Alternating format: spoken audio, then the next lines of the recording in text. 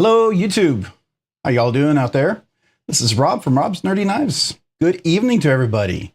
How is everyone tonight? I see Tyler Williams is here. Welcome, Tyler. Mind of Milton. Hey, 1 month. Man, well, that's awesome. Member for 1 month. I'll go ahead and celebrate for that one.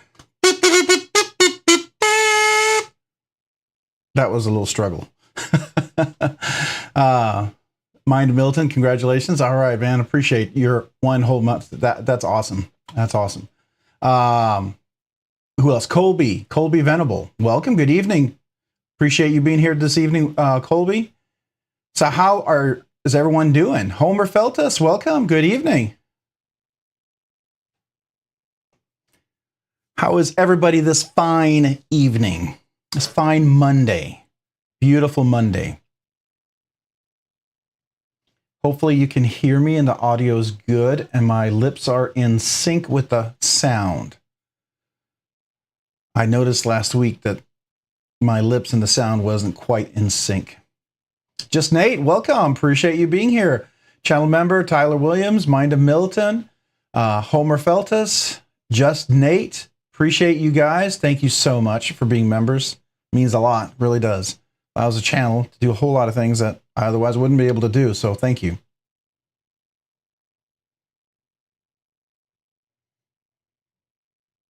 Hopefully y'all can hear me. I'm going to turn on the audio just to make sure I can hear it.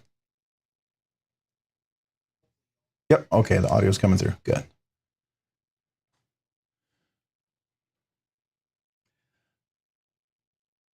So what's everybody been doing this weekend? What was your big takeaways for the weekend? Anything exciting going on?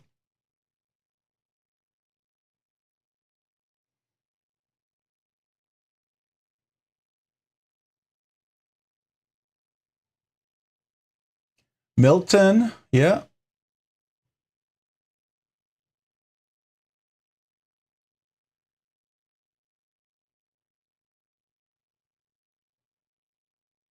Oh, Tyler Williams, you have a channel? All right, let's take a look. Let me go over there real quick. I think I thought I was subbed, but we'll take a look.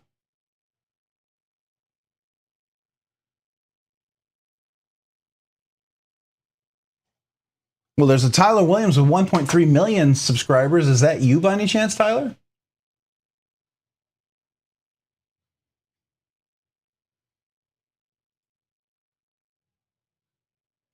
Don't think that's the right Tyler Williams.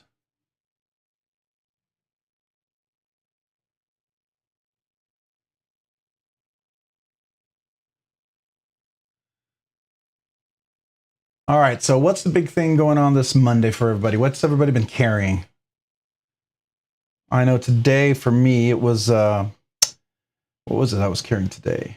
Oh yeah, I was carrying my Quiet Carry Drift LC. I put the black scale back on and I put Skiff's washers in there. Really wanted to just see what would happen, and it turns out, oh man, super buttery smooth. Super buttery smooth. So I did that to a few knives today.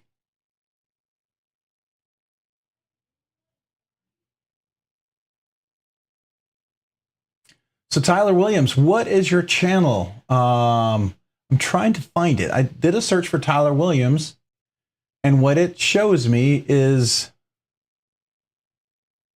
a guy with 1.3 million subscribers. Is that you by any chance? Do you have 1.3 million subscribers?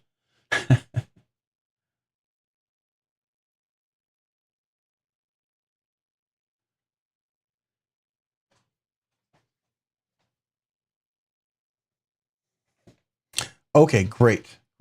All right, thank you.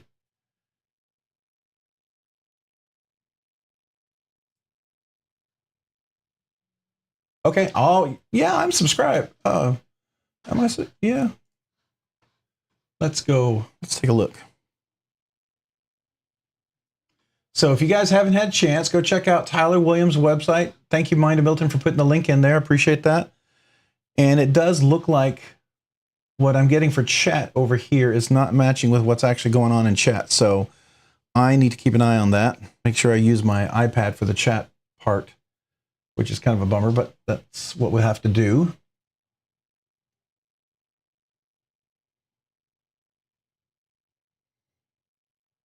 Yeah, so I'm a BRS Evolve. Evolve. I was like Evolve. I didn't get that. Minuteman in S35VN and my Kaiser Comrade. Okay, in S35VN. Cool. That sounds like a good one, Bob. Welcome, by the way, Bob. Welcome. Did I say hello to everybody? Bob, I didn't say hello. Ian Holy. Hey, welcome. Appreciate you being here this evening. Thanks for joining. Who else we got here? Michael Upchurch. Michael, welcome. Appreciate you being here this evening. Welcome to the live stream. Joe Lynch. Welcome, Joe. Joe, appreciate you being here to the live stream. Thank you so much. Mini Malice. All right. I have one of those. Matter of fact, my Mini Malice is over there on my cabinet. I was thinking I actually almost put it out here this evening. All right. So what else we got? Carrying the Serene. Oh, okay, Michael. Here we go. You got a lot. All right, so we got Carrying the Serene, the Suncut Serene, the SOG Flash MT, the Olight Mini Pin, and my Brass Fountain Pin, and PBR Hank. All right, well, that's quite a bit. I mean, I actually, when I think about it, I actually do carry quite a bit. I carry a flashlight and carry a little coin purse kind of thing where I keep my nail clippers. I have these Kai nail clippers. They're super thin. Awesome nail clippers, by the way. If you want to keep something very discreet. Usually keep an emergency $10 bill and some change, and then I have chapstick, and I always carry my keys, and I use a Lynch clip for my keychains, or keychain, and then carry a knife, obviously, and wallet, and my phone, and then I also, since I'm in Texas, I do personal carry, so I do LTC here, so.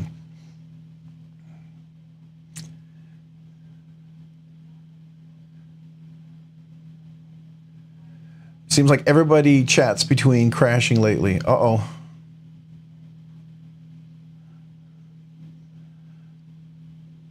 Hero Sticks, welcome, Hero Sticks. Appreciate you being here this evening. Thank you for joining. Thank you so much. What else? We got Nick Groff's EDC. What's up, man? What's up? Welcome this evening. Appreciate you being here. I like that Hero Sticks. That's kind of cool.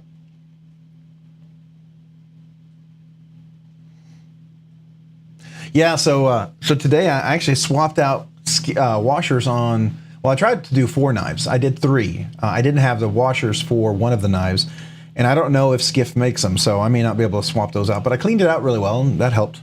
But that was my big thing today. Oh, somebody carried a Christensen Knife Works. Okay, the Maverick S. I tried the Maverick S, and I'm almost ready to try it again. I think I am. I'm thinking it's getting to the point where I think I would be pretty safe to give that another try. Nuga Knives, welcome, Nuga Knives. Appreciate you being here this evening. Thank you so much for joining, and appreciate you being a member so much. Thank you. Channel members, awesome. I appreciate that. And you know what? No pressure on anybody to be a member, but just if you want to, you're welcome. I appreciate it. If you don't, that's okay. Just be here and we just talk knives and enjoy the time. Oh, I did take one knife apart today, and I kind of cleaned it out because it wasn't perfect on the action. This is this large pyrite in G10. So I took it apart and it felt a little gritty, and the washers were a little dirty, and so I cleaned that all out, and it had some, it had the Cade ceramic ball bearing washers, but it also had some steel washers inside of it that were just really thin, and so I flipped those, and so much better. Of course, oiled it and everything, and cleaned out the button lock, so now it's really nice, really nice. Who knows, that could be a giveaway in the near future.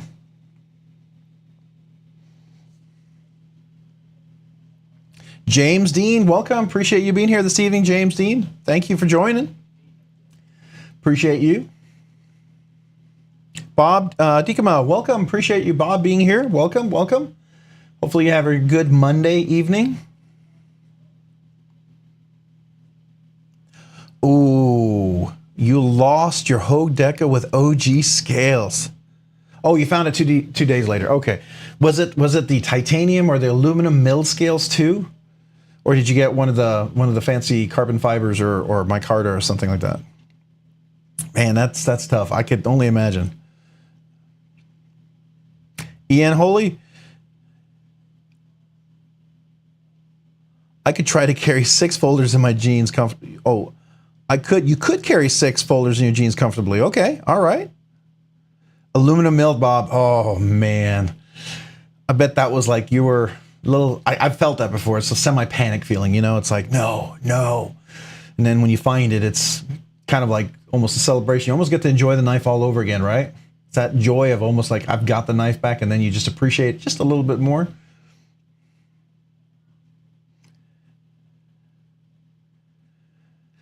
I think I sometimes carry maybe 2 knives. I've done 5th pocket knives, sometimes 3, personally. I like carrying a little 5th pocket knife at times. Hey, Just Nate, 2 months, members, appreciate you. So, all right, that deserves a little bit of celebration, just like we had for mine before, Milton before. So, now I know I feel bad because Milton, I think the one I did for you was pretty weak. I know, right? That was pretty weak. That was a little bit better, but you know, I'm learning. I'm getting better at it, right? So congrats on 2 months, man. That's awesome. Thank you. Ginger Fisher, welcome for being. Appreciate you being here this evening. Welcome.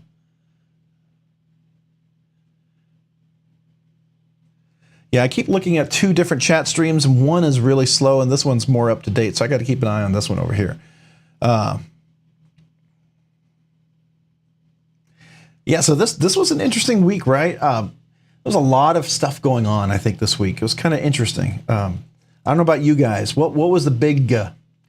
Oh, Tyler Williams, here we go. Since everyone else is doing it, yes, sir. All right. You know, I'm going to give you the kazoo salute. So here we go. There we go. All right, here you go. There you go. 2 months salute. I appreciate you. Appreciate you, members, so much. Thank you. 2 months. That's cool. I can't believe 2 months already. It seems like time has flown by, hasn't it? To me, it feels like it just happened. And I can't believe it's already 2 months. So that's really, really kind of cool and kind of blows me away, too. Really does. All right, Me With Knives. Welcome, Josh. Welcome. Appreciate you guys being here this evening. Thank you so much.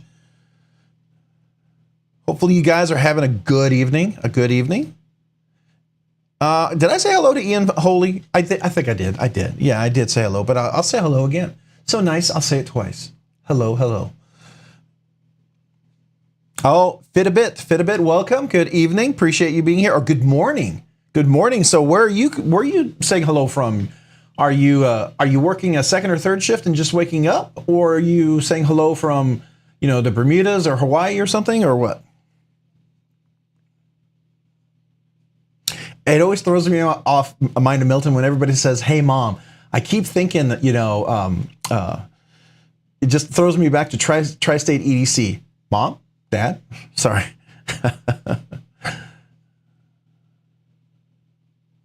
The Netherlands. Oh, that's cool. So, you know, fit a bit. I actually was born in Home, Denmark. So that's where I was born. My mom was American. She was an exchange student. Met my dad over there. So, yeah, so English, I didn't learn English till I was 7 years old. So it's kind of hard to believe, but yeah, so I actually still have dual nationality. So I still have dual citizenship.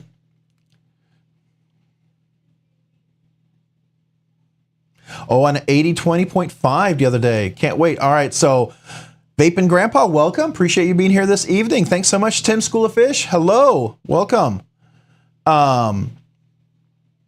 Evening, gents. Let's see here. Can't stick around. Yep, wanted to drop in and say hello. Well, appreciate you stopping in and say hello to Tim. Thank you so much. And I know you got to go, but appreciate you being here so much. Thank you. So the 20.5 Vaping Grandpa, what did you get? Did you get one with a G10? Did you get one of those fancy new Tontos? Did you get one of the 3Vs, the S35VN, the K110, or the OS 10A? Which one did you get? I'm kind of curious. I think all of them, for the different values, I think are great, depending on what you're going to use it for, right?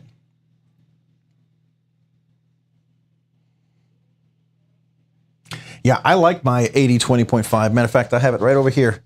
So this is the one I've gotten, and this is actually my 3rd one. I've had 3. No, 4. I think no, 3. I've had 3. So this is my 3rd one. I got the first one, which was the K110. Loved it. Was great. I put my Carta scales on it. K110 didn't quite hold the edge as long, but then again, you know, did I need to get another one? No, probably not. But then I had this cool pivot, so I went for the pivot. And I actually got one of the 3Vs and the titanium milled scales. I thought it was really cool. It was awesome, but it was shredded. It was kind of shredded in my pockets for what I was wearing. And 3V I realized wasn't going to be the greatest thing for me. I needed something like a little more corrosion resistant. So when they came out with the S35VN, I was pumped. So I decided to go for the carbon fiber. Had just enough texture as far as I was concerned. And this is my favorite, right? I like the drop point. I know a lot of people like the shark's foot or the sheep's foot. I get that. The Tonto looks pretty cool, though. I got to admit, that Tonto does look pretty cool. I think I would have liked to have tried that. That would have been pretty fun to try, I think. But kind of curious what you got. The JG10 shark's foot. All right. That's, you know, I like JG10. I've got actually quite a few knives, I think, in JG10. Even my Rick Hinderer right here is JG10, which I'm thinking, you know, will I dye it or will I not? It's actually a really nice JG10. And I kind of like the way this looks until I get the titanium scales that I've been looking and searching for. I don't know. I like that. And I actually have a couple other knives in JG10. I've got my F5.5 and I've got my Wii Sakshi. Those are really cool in Jade G10. So I like those a lot. I think that's a nice choice. Oh, ground frog, welcome. Ground fog. I was gonna say frog. Sorry. Ground fog, welcome. Appreciate you being here in the live stream. Thank you for joining tonight.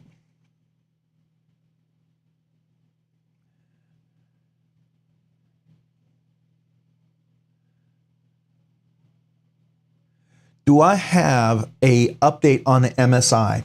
I do. Actually, I will tell you. I've heard a lot of the reviews, and I am going to be dropping my review here in the near future. I've just got a lot of things coming out, but I will tell you that when I first got it, I got it and I was like, you know, it felt a little gritty. The action wasn't absolutely fantastic, and I was a little frustrated. And so I decided to take it apart. And I saw Love Them Knives. He took it apart and he had a little bit of trouble. So I used my stubby little screwdrivers, the little WIA stubby torque bits, bit holder screwdrivers, whatever. That worked really great. Got it all apart. It was dirty. It was really dirty. Cleaned it out really well. Oiled it up. Made sure I did some heavyweight nano oil in there, 85 weight nano oil in the ram lock. And when I was looking at it and I thought about this, I thought, you know, is this texture? Is this supposed to be used? And it's not. And so then as I was putting it back together, I realized the action got really nice and it got really nice and centered really well. And there was, they did do a hardness, Rockwell hardness test on there because there was a couple of tests on it. So I've been stropping it, and the stropping on mine has been pretty good. I know a lot of people complained that their Rockwell hardness was pretty weak. My stropping has been pretty favorable. It's not like super soft where I can strop it really fast to sharp edge. It takes a bit of work, kind of like with my McNees.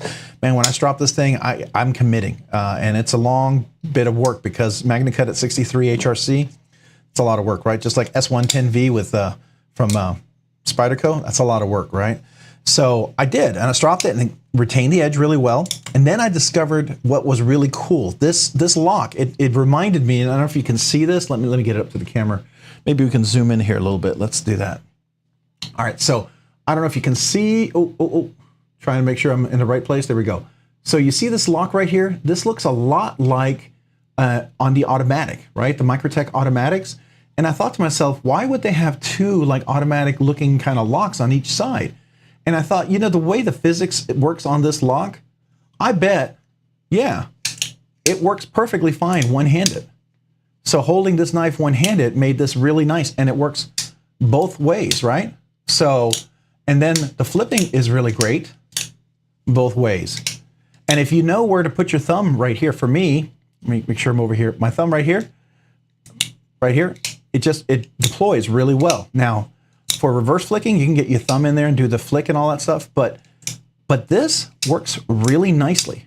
I really like that. And it works both hands, as big as it is. So even if you have big hands, you're gonna love this knife. You're gonna love it. So anybody with a big hand, I think this is a great knife for you to consider. But this lock, this ram lock, it's different than the axis lock. You know, on like Benchmates, you gotta grab both ends, or sometimes because it doesn't quite, it's not quite even. It wobbles a little bit. This doesn't wobble at all. And this lock here works really very conducively for this kind of just moving your finger over it. You just put your thumb on there and work it. And I like that. I like that a lot. And then it chokes up really nicely. I really like that. And so I've really enjoyed this. I have. It's a big knife, but it's a big knife that's very manageable. And I like that. And it's dirty because I use it. So anyway, it's a big knife that's really manageable. And once I put it back together, man, everything came together so well. It has multi-row washers in there, and you clean it out. The action is way better. Way, way, way better. So yeah.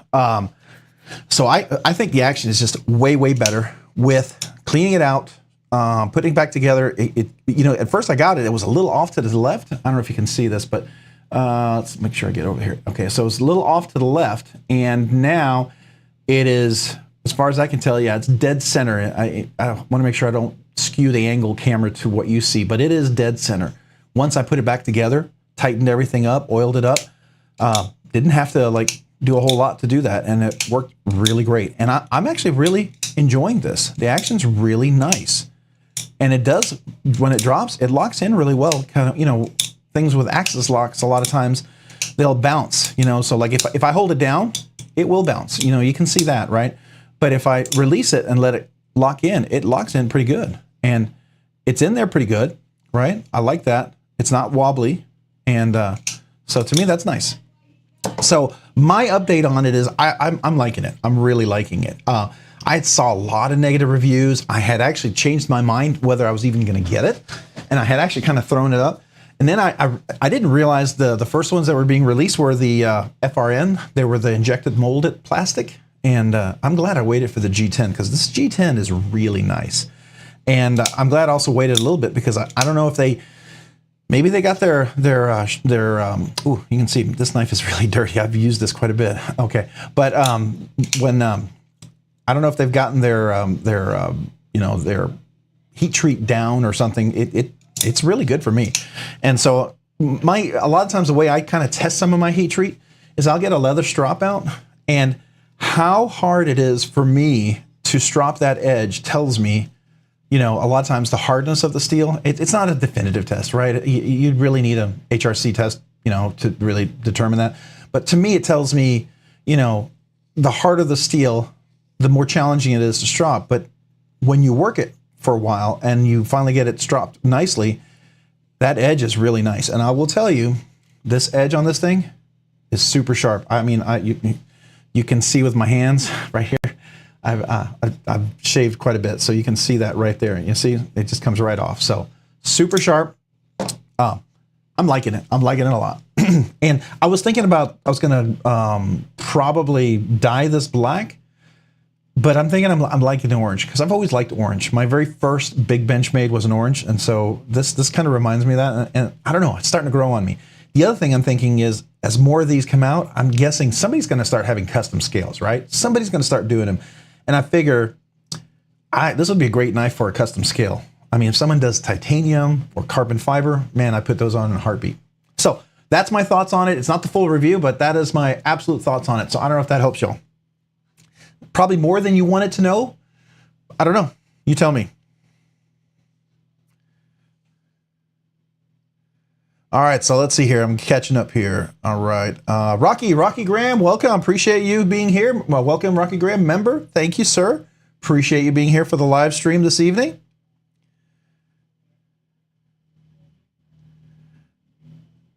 Oh, you sanded down your Flytanium wavelength scales to be less pocket shreddy, and they're great now for my 80/20. You know what? That's a good idea. I was thinking of doing that, but you know, I wasn't sure. The 3V, you know, when I had the titanium, because it was 3V, that's what the only thing that prevented me from doing that was I wasn't sure if I was going to carry it. Because, you know, in Texas, it gets hot and you get sweaty around here if you carry it outside. You got to have a knife that has some sort of corrosion resistance, right? And sometimes, you know, you're going to be out for a while, and unless you oil it all the time. So, you know, S110V, S35, M390, those are great seal magna cuts. So I passed on it because of the steel. I mean, I like 3V. Don't get me wrong, 3V is great, tough steel. If you're going to abuse a knife, awesome steel. But the S35VN just seemed really like a good moderate in-between steel for what I really wanted. But I think if I could have gotten the titanium and S35 yet, yeah, that sounds really like a good idea. Sanding down those scales and making it really smooth, that's a good idea. I like that because you know what? On the this one right here, the Golden Design Works, if you look underneath the scale right here, I don't know if we can't really see it, but under here there's a flat spot. It's an absolute flat spot where it slides in, so you're not on the dimples. It's actually a flat spot where the contact is being made. And I wish more people would consider doing something like that, you know, especially if you got texture. I think, yeah, okay, so you can see the relative. The relative does it too. I don't know if we can, let me see if I can get it up there, get it on the camera. Can you see that? Right there, the relative does it too. It has a nice flat spot. And I wish the AD 20.5 had done that. But yeah, sanding it down is a great idea. Absolute great idea. Sensor226, welcome. Appreciate you being here this evening. Thank you so much for joining the live stream. Oh, Knoll Knives. All right, so you shared a link for the Knoll Knives. That's right, Rocky. This Saturday, let me go over there. And now, man, this is really tempting. But, you know, my worry is I'm going to go over there. I'm going to get it. They're going to be sniped. But, okay, so let's go over there first. So let me get there. All right. So Rocky put a link in for Knoll Knives real quick. Knoll Knives is having a drop this Saturday. Yeah, this Saturday at Friday. Sorry, excuse me. Friday the 18th at 12 p.m. Eastern time, which is going to be 1 o'clock Central, 2 o'clock Mountain, and 3 o'clock Pacific. No, sorry, going backwards. 11 o'clock Central, 10 o'clock, 10 a.m. Mountain, and then 9 a.m.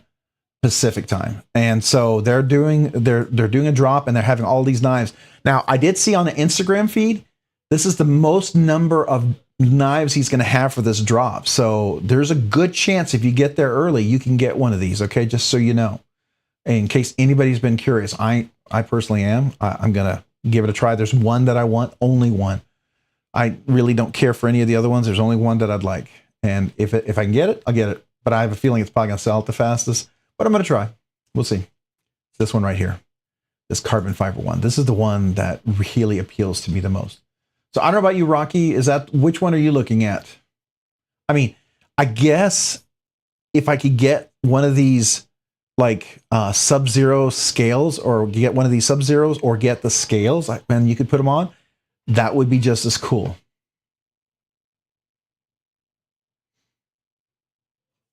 So anyways, that is the Knoll Knives. Definitely worth checking out. The Damasteel, is that the one? Yeah. Okay, so are they going to have the Damasteel? I didn't think they were going to have the Damasteel available for this drop. Or do you already have it? Did you pre-order that? Hey, Chicago 23, welcome. Appreciate you being here this evening. Oh, you have the Ramlock Stitch in OD Green Frag. How do you like your Stitch? Because, you know, I hear people just say the Stitch, it looks unique, but they say the ergonomics and the way the shape of that blade is really nice. And the Ramlock works really well on that. Is that your experience as well? Because I can tell you, after having this for a bit, if I just did a first impression on it, on the MSI, I think I could have easily jumped ship on there. But, you know, I'm one to try to figure a knife out sometimes. And if it's not too much, I will... and I think I have a good chance of making it work, I'll try. You got the Sub-Zero. Oh, the Sub-Zero. Okay. That's cool. Okay, so you got one of these Sub-Zeros with the Damasteel. Oh man, that's nice. That is nice, Rocky. Yeah, I was very tempted to do the Berg Blades Sweeney in the Damasteel. Just couldn't justify it because I'm going to use it. I have been using it quite a bit. Matter of fact, here it is. This is one of my, I got to tell you, I've had it for only a short period of time, but I have really enjoyed this as a fidget knife. The ergonomics on this have made this super fun to fidget. It flips reverse, forward, top, really nice. And if you tune it, I didn't have to tune it much. I mean, it was almost perfect, but I like it to be just a little bit lighter, and it was minuscule.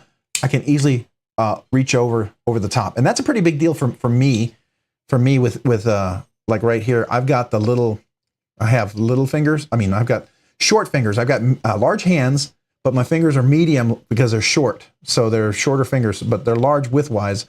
So I don't always, it's not always easy for me to reach over on a, see, now I'm doing this over here with, on the camera so high, but that's always a little more challenging for me. Anyways, all right.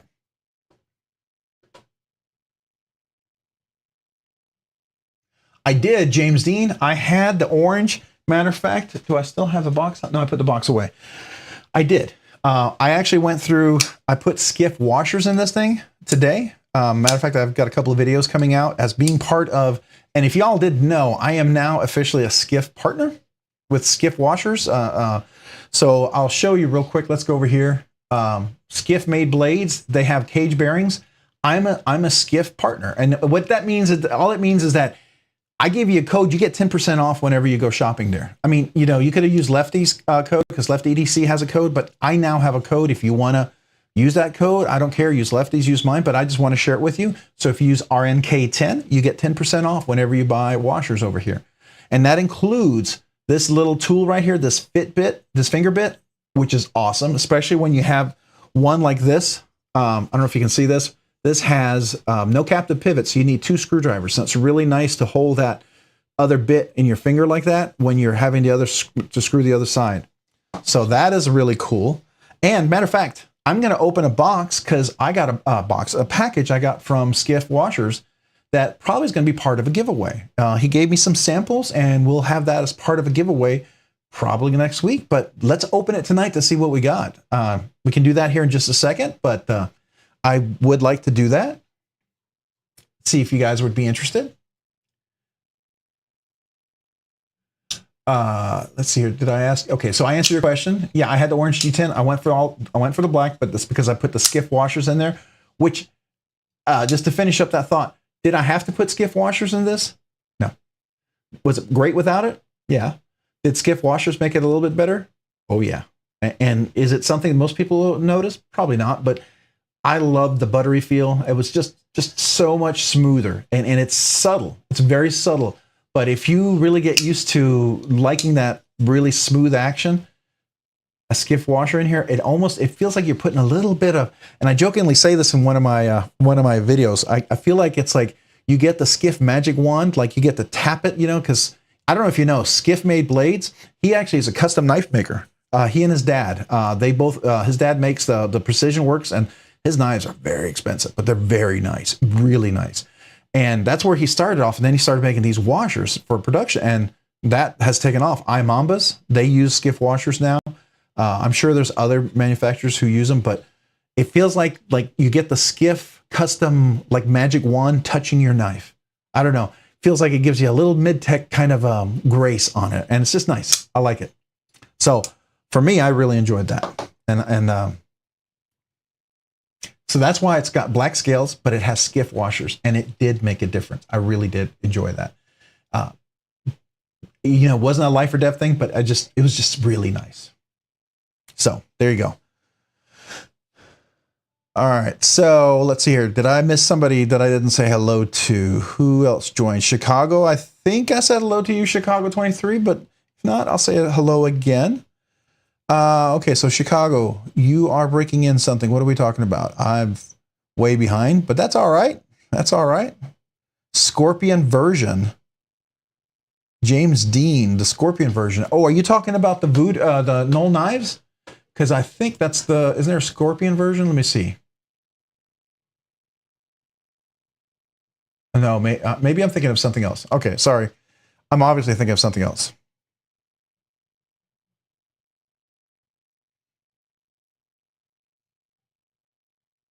Is it possible to reverse flick your Sharp by Design Typhoon? Actually, it is. Matter of fact, here is this one. I also put washers in this one as well. Here, I'll go back to the screen. I put washers in this one. I put Skiff washers in this. Did it need it? No, it did not. Is it nice? Yes, it's very nice. The action is just beautiful. So let me see here. I got to get in here. Okay. It's not easy. It's not easy. Yeah, there it is. Of course, I'm trying to do it on demand. There you go. I could do it. It's just I gotta find that one spot where I get in, and it works well. At times it's pretty easy, and other times it's not. It takes a little bit of force. I'm feeling that it becomes more successful for me the more and more I flick this knife, the more it breaks in. And I suspect at some point it's going to be pretty easy to do, but it's going to take a while to get to that point. But I do enjoy carrying it. It's not something that's super easy and convenient. That's where the void would have been really nice.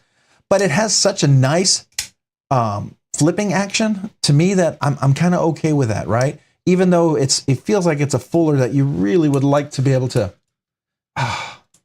Oh man, and that's the problem. Once your finger gets a little tired, I can only do it so many times and my finger gets tired, because what I have to do, I'll just show you. I have to get the meat of my finger into that little spot right there, and I really have to get in there, and then that pulls the blade out. It gets it out like this, and then once I get that out, then I have enough momentum to flick it open.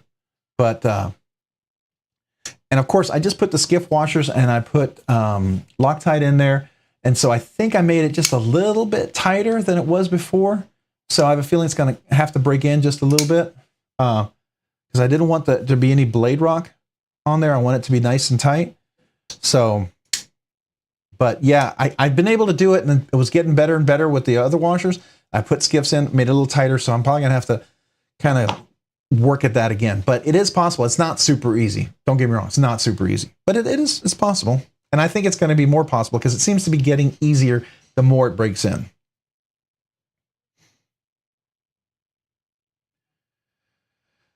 Skiff partner. Yeah, so what that means, Tyler Williams, it just means that we all get a code that we can use, the RNK10. You get 10% off.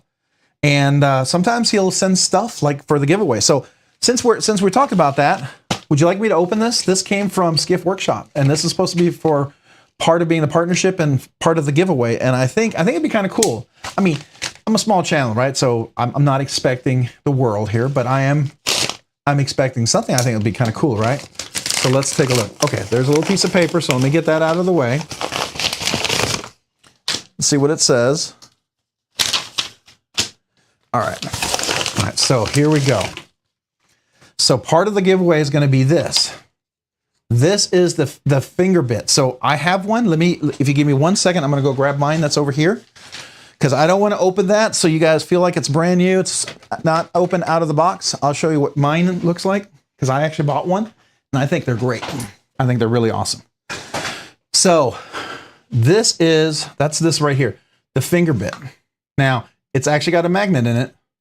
You can see that in here. Can you all see that magnet right there? A little magnet right there. And so you drop this in, and it locks it in so it doesn't fall out. And then when you hold a knife like that, I can put it on the knife like this, or however I want to hold a knife. Let me just make sure I'm on there. Come on. Of course, I'm trying to do it on camera for you guys. There we go. So you hold it like that, and then I can screw it like that. And that holds it in place, which is kind of nice. I think that's really cool. So I really wish someone had invented an idea like that sooner, because that is super cool. Now, I use my little stubby screwdriver sometimes if it's super tight, but this is kind of nice just for holding it in place, especially if you're screwing something. And you know what?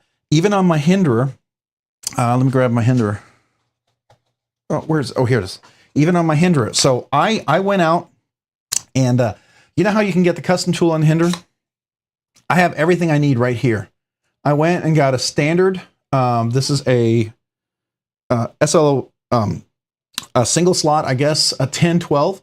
This works really well. And I put a little piece of tape on there, and that works really great. Let me see if I can get this. I'll put it over here. Works really great in the slot like that. Keeps it from being scratched. And then, why I'm showing you this is because these guys also fit right in there as well. So I can hold this on here when I'm trying to, and I just got to make sure I get the right angle. Yeah, like this. So you see this right here? I can get this in.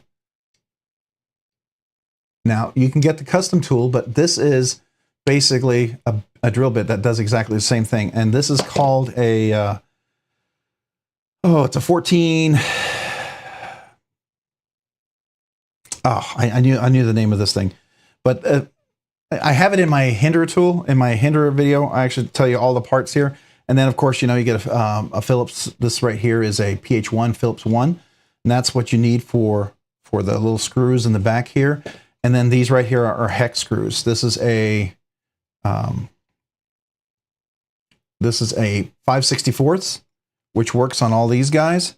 And then this little guy right here is a 1/16 that works on this if you ever need to work on the steel bar insert over travel stop. All right.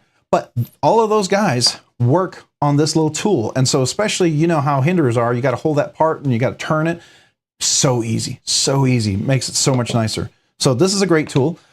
This one's mine, right? But this is the one we're going to be probably doing as part of the giveaway. So I just wanted to show you that. That's what's in here, is this one right here. Cool little toy, or tool, I shouldn't say toy. Then the next thing is this right here. This is a pivot finder. This will tell you what size your pivots are. And so I have one of these as well. And oh, look at that. It's much more pronounced on this one. My font is much thinner. This is a nice darker, kind of bolder font, probably easier to read than mine, but that's cool. All right, so I have a little net in here, got it in the house. All right, so what's cool about these guys, this will, when you're using these, this will tell you what size your pivot is. And that will tell you what size washers you need. So I have some extra washers over here that I haven't used. So like right here, this is a 6mm, and this is a multi-row. These usually go in the Kaisers, or this one of these two goes in the Kaisers, and they can also go in, I think it's a Christensen Knife Works and stuff. And then so some of these guys are little 3/16, and then these right here, these go in a whole bunch of knives. Matter of fact, I put these in both my my quiet carries. This goes in the Drift LC, and this one also goes in the 9. And that made it really, really nice. But I was able to take this, and I'll show you how it works. I was able to take one of these washers. When I took it out of the knife, I can figure out, okay, like this right here. So I don't know if you can see this. I know that is not 1mm, right? But it goes through the 3/64, and it doesn't go through 1/16. So that tells you, first off, you know, okay, this is 3/64. So that's the first thing. Then you got to figure out the pivot. So you look at the pivot size. Usually the knife that I have apart, I can put the pivot right on there, and I can say, okay, this is a 5mm. So that tells you what you need to order, and it's really nice so that you can get in the ballpark of figuring out what you need. If you don't, now of course, the alternative to that is, if you're super nerdy, you can have a caliber, right? And so you can just measure, your washers and your pivots and stuff. If you want to do that, you certainly could do that, but it's kind of a nice little tool. So that'll be part of the giveaway. This one's mine over here. And so there you go. All right. So we're going to put those over here. So I'll put my washers over here. And so this is one of the giveaways that we'll have. And then this is a little sample pack right here of washers. So three just sample washers we'll include with that. And so you get a sample in here, and I'll tell you, I use all of these. The 3/16, I have those. This one right here, I used my last ones. I got to order some more of these. These are a great one. You know, if I'd have been kind of cheesy, I could have taken one of these out and put something else in there, but that wouldn't be right, because this is a really popular size. So you guys, whoever wins it, will get that. And then here's the big one, the 1/4 252.42. This works in the Hinderer. This is the one for the Hinderer. It is also the one that I put in. I put in my Sharp by Design. Now, this is the size washer that's in there, but there's a different washer that they actually have that's a multi-row that you can put in there. And that one is supposed to be a little bit better. It's a little more expensive, right? But I mean, like an extra $1. But that's kind of cool. So anyways, this is the little sample pack that'll come with it. And then, of course, we have some stickers. And it looks like there's some stickers here that I didn't even know he had, because I have a few of the stickers, but there's a few stickers I've never seen, so I'm jealous. All right, so I have this sticker. I do not have this one. That's cool. I do have this one. So this is a sticker I don't even have, and I'd like to have that in my collection too at some point, because I have a wall of stickers. But that's going to be part of the giveaway, and that's part of the... He gave me that so we can give it away to somebody. You know, I don't know if we... Do you think that should be... Should that be one giveaway, or should that be maybe like 2 giveaways or 3? What do y'all think? What do y'all think? Dang Ross, welcome. Appreciate you being here this evening. I don't think I said hello. we were just talking about the Skiffs and stuff, becoming a, I became a partner, and you can use RNK10 to get 10% off if you buy Skiff washers. Just was sharing some of the giveaway stuff that Steve Skiff gave to me to give away, and I just thought I'd share that with you guys. Have I ever woken up and said, I have 6 pyrites? I had 2. I've never had 6 pyrites, but I know what you're talking about, because I have sometimes thought of that, because there's some things that I have a lot of that I probably, most people ask why, right? So, Dwayne Letterman, welcome. Appreciate you being here this evening. Thank you so much.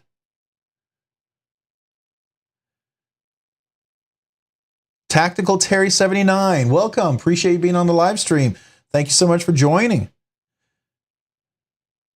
1 giveaway. Okay, everyone likes the idea of 1 giveaway. All right, that's good. We'll make this 1 giveaway. So this will be a packet of giveaway.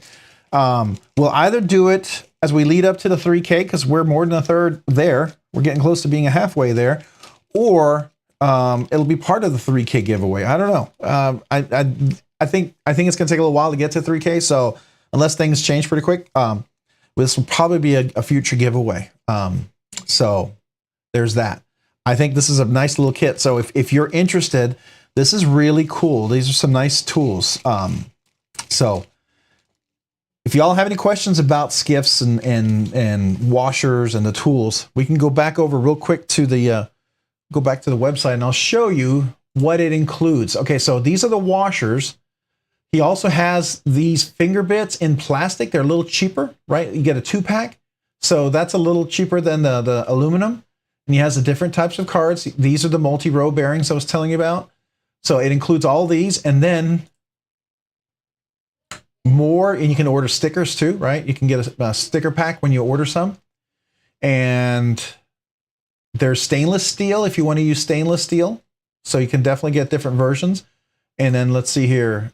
There's also, if you have a knife that uses just the loose ceramic ball bearings, like my iMamba, I have an earlier version that uses the loose balls. I mean, they work great. It's fantastic action. I love it. But, you know, I would have to use this. The new iMamba uses the cage ceramic ball bearings, and that's nice. I think the old Rockwall, the first flipper, they were loose ceramic ball bearings. And then they have these thick washers. These are cool. These thick washers pretty much replace the cage ceramic ball bearings. And if you're in a work environment, you want to take a knife that has cage ceramic ball bearings, but you want it to be in a high dusty area that you didn't want to worry about stuff getting into the washers. These phosphor bronze thick washers are really awesome. I think, was it Tyler or somebody who has a Vision R with them in it, and they work really nice. Tyler, I have woken up with 6 landers. All right, I have 2. I have 3 banters, 3 penguins. What do I have? I have a lot of Spydercos, 2 quiet carries. I do have 2 relatives. That's something I got 2 of. I don't know if I have a whole. I don't typically buy 2 of any knife. My one exception was the relative, right? But even then, I think the 2 are pretty distinct from one another enough to be, at least in my mind, to be different.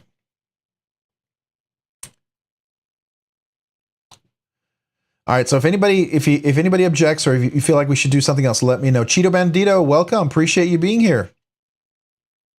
What are the washers? Okay, so Cheeto, we were just talking about, I became a Skiff partner, which means I reached out to Steve Skiff, and I asked him, I said, hey, you know, I buy his stuff all the time, and I send him new knives that fit the washers, and I used to get a little credit for that, for being able to tell him that, you know, if there's a brand new knife and no one's submitted it yet. And I asked him, I said, hey, would you ever consider someone else as a partner? And he said yes. And I was really honored by it. And I do a lot of videos on switching out my washers. And so what that means is that really it means good things for you guys. It means you can use RNK10, you get 10% off. RNK10, you get 10% off anytime you go to here and buy any of these washers. And he has tons of different washers. And here's the thing, if you don't know what washers your knife takes, guess what? Let me show you real quick. This page right here, this little link, you click on this link. Here are all the knives that have been submitted, that have been verified, usually by a lot of YouTube channels who've actually replaced the washers. I mean, there's a lot. ZTs, Wee knives. You saw Wingman, Zeba, Viper knives, Veros, Urban EDC, TW Price, Dawn, Tucson. We got Tuya knives. I actually did a couple of those. Trevor Berger. Let's see here. Now I asked them about Trevor Berger because I'm wondering if Trevor Berger uses Skiffs because South Africa, I know a couple of people use the Skiff washers already because they're so good. So the Terzula, Tempest knives, Steel Will, SRM, Spyderco's, any of the Spyderco's that take the K ceramic ball bearings. So you get 10% off when you buy these. But here's a list of all the knives if you're curious which ones you should, what washers does it take? This list will go all the way through here. This is the new Arno Bernard, the new iMama. This is the size of the washer it takes now. Now, I haven't seen the 14 listed. I'm wondering if that's like a custom production run just for them. Maybe he'll list them at some point down the road, but they are the washers that he uses, he makes. The Brian Brown Jaeger takes this multi-row. So it's just kind of cool. If you have an FSD, a mini FSD, one of the really nice ones, I think is a Roosevelt. I thought the Roosevelt was on here too. Maybe not.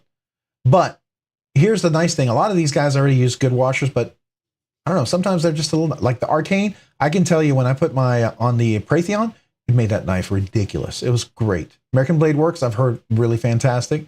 So anyways, it'll tell you which ones to use once you buy these washers. If you go, let's say you add this to the cart and then you go check out. You go to the cart. Okay, come on. Go to the cart. Oh, I'm in the cart. Sorry. So then you have to go check out, and then I'm probably gonna have to ask me to log in, but I can't. What you would do up here is you would your discount code right here. You would put in RNK10. That's the channel code. You apply that, and you get 10% off. You just took $1.19. So if you did 10 of these, if you have a bunch of knives like I do, I usually buy 5 to 10 of these at a time. You can save $10. It'll cover your shipping. Well, if you buy $100 worth of washers, shipping's free. So then that's free, and then you get that off. So anyways, kind of a little deal. If you like to replace your washers, I can tell you it's awesome. I like to do that. I think sometimes it makes a great knife even more fantastic. It makes an okay knife pretty good. Sometimes it can save a knife that you're struggling with to be really good. And to me, I had a couple of washers, knives where the washers just, the tolerances aren't as high as they are for like when the Skiff Workshop. There's much more consistency with their ceramic ball bearings. So there you go. That's what this is all about. So feel free to use that RNK10, get 10% off, man. Enjoy. Hopefully, if you want to replace the washers, I just want to share that with you guys. I was really honored that he allowed me to become a partner in that way, but also for you guys to have a chance to get 10% off. I mean, I know Lefty does some stuff, but if you didn't know that, you can now use my code RNK10 as well. Okay, so hopefully you get a chance to use it if you want to. All right, so level one up. Welcome, level one up. Appreciate you being here. Thank you so much.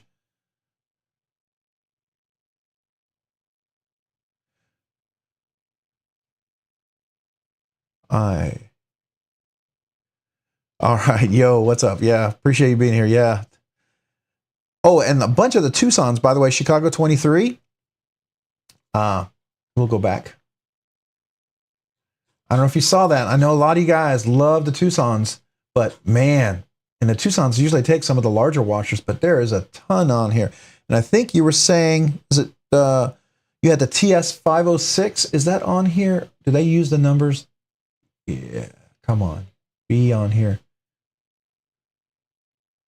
I don't see the TS506. Okay, it's not on here. But you know what?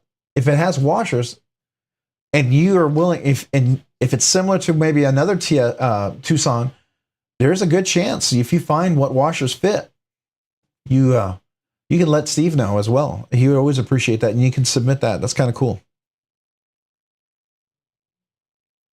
All right. So enough of that. So we have this giveaway. And also, if you didn't know, by the way, Cheeto Bandito, and everyone else, Steve also gave these things. It's going to be part of a giveaway. We're going to have this as a single giveaway. This right here is the finger bit driver, and there's a pivot measure tool, and there's some stickers, but then there's 3 sets of samples of washers that you can try on knives. So this will be part of a giveaway. I just wanted to share that with you. He sent that as part of this new partnership, and so we'll have that as a future giveaway. So I actually have something from a manufacturer as a giveaway. I'm super pumped about that. I'm just super honored and super pumped. I just got to tell you, that's just really cool. So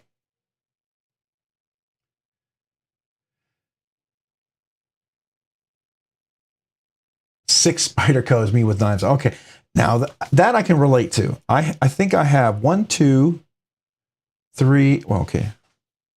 Oh, 1, 2, 3, 4, 5, 6, 7, 8. I have 8 Spyderco's. Not that I'm trying to flex or anything, but 2 of them are my wife acquired. They're no longer mine. So I guess I have 6. But yes, 8 Spyderco's in the house. 6 of them are mine.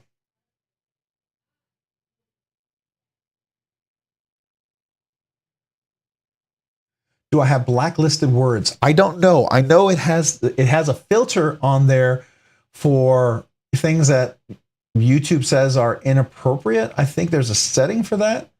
So was somebody trying to say something that it deleted somebody's comment? And what were you trying to say? Because if it's something ridiculous that it's trying to filter out, that's not cool. But if it's something else, like, you know, I tend to be, you know, I've got young sons and a wife, and so I tend to not use a lot of words like that. So I try not to. I mean, there's a time and a place, right? There's a time and a place. You stub your toe, you do something really sucks.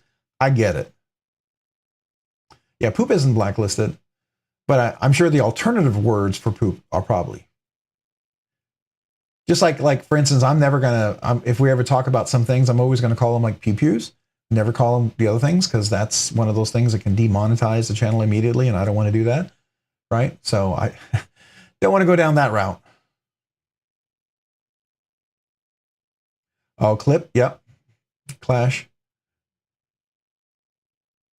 Oh, I got you. Yep.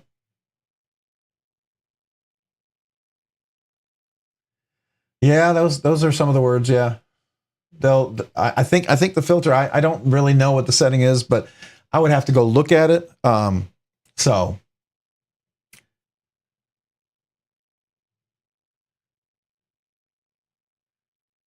And I'm sorry if that's frustrating to some of you guys. I do apologize, but yeah, I mean, sometimes, you know, we have other people coming in, and I don't know.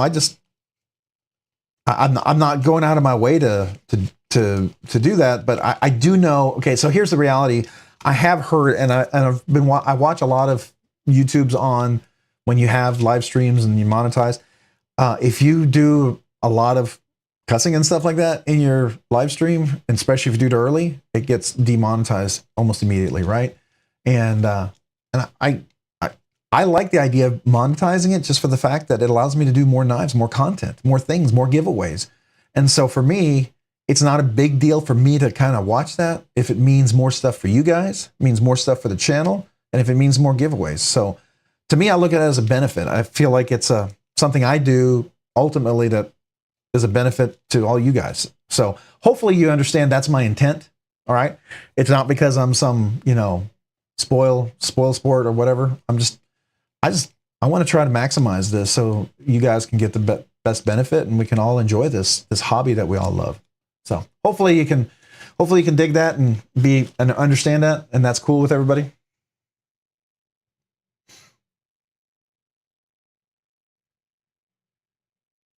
No Spyderco's, no penguin, no banter. What's up with that? Really? That's almost like isn't that like kind of one of those obligatory knives you're supposed to have? Oh, I'm kidding. You don't have to have it. You whatever knives you want to have, you have. If you don't like If you don't like Spydercos, if you don't like Landers, if they're not your cup of tea, if penguins are not your cup of tea, then don't have them, right? And even then, my penguins that I have, they're kind of they're the jig titanium ones. I like those. I got them as a set. And oh, by the way, if you like those jig titanium penguins that I have, if you go to traditional pocket knives right now, they're on massive sale, by the way. Yeah, ground fog. I'm sorry, man. Hopefully that's not frustrating for you.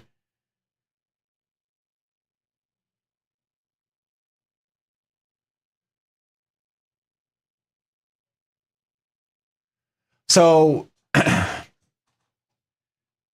I would never recommend buying a clone. Okay, so it's not because I feel like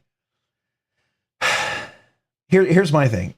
If someone takes the time to design and engineer a knife, okay, so a lot of knives have elements of other knives in them, and I don't consider a clone if something looks similar. I consider a clone, I think is Alibaba or something like that. They literally have some EMP EDC relatives that look exactly like this, but they're sold for like $70 or $100, and that's an absolute clone. Everything about it, except for the little that and the relative on there, is exactly the same. So that's a clone. I don't support that, right? But if something looks similar because it's got a different aesthetic, to me, I don't consider that a clone. I consider that just a design element. But an absolute outright clones, I'm not going to be a fan of that. I'm just not. Okay. I've heard a lot of videos and a lot of discussions on it, and I really do agree with several of them that I've heard. Here's the thing about clones. You can get them if you like them and you love them and they're wonderful, because at the time you really wanted maybe a really nicer knife and you bought the clone. At some point, likely you're going to want to get the real thing, right? And when you get the real thing, then you're going to want to say, well, maybe I can sell my clones to get the real thing. The problem is the clones will never sell for anything close to what you paid for them. That's the first thing, right? You're usually never going to get that. That's very rare that you would ever get that. Second of all, if you try to sell clones on a lot of sites, they're not going to allow you to do that. They're just not going to allow it, right? That's really frowned upon, especially in certain retailer sites. Like I don't know if NAFSale restricts that. I suspect it might. I know in bladesforum.com, there's sometimes people who try to come in and try to sell Striders that are clones, and man, they get called out immediately, and no, everyone just bashes on them, okay? Especially when someone tries to sell it like it's a real Spyderco or a real Spartan. So I'm not a fan of them. I'm just telling you where I'm coming from. You buy what you buy, right? It's your money, your knives. You do whatever you want. I'm not here to judge you on your decisions, but I'm just telling you, experience-wise, people who want to get the real thing at some point when they buy the clones, they're never going to get the money back for those clones. You're never going to get the money back, ever, okay? And so if you maybe could have saved up for 3 or 4 clones enough to buy one real one, you're going to be in a much better position. And if you wanted to sell that one to get another knife, you'd most likely, depending on the knife, there's a good chance how well you take care of it. And the knife, you could almost recover the entire amount or a good portion of it, right? I sold my Chris Reeve Unumzon. I never carried. I liked it a lot. I love the look of it. It's really cool. It's just not a knife I carried. I ended up selling it for what I paid for it. It was a wash. Very grateful for that. Really cool, right? So if I had a clone of that, I wouldn't have sold it for maybe 20 bucks. I doubt it. I don't care how good it was. So, and if I tried to sell anywhere, you don't want to. You want to make sure that if you're trying to sell knives and you want to resell your knives, you want to make sure that you're selling the real thing, right? Because it can hurt your future chances of selling stuff. I'm just going to say that.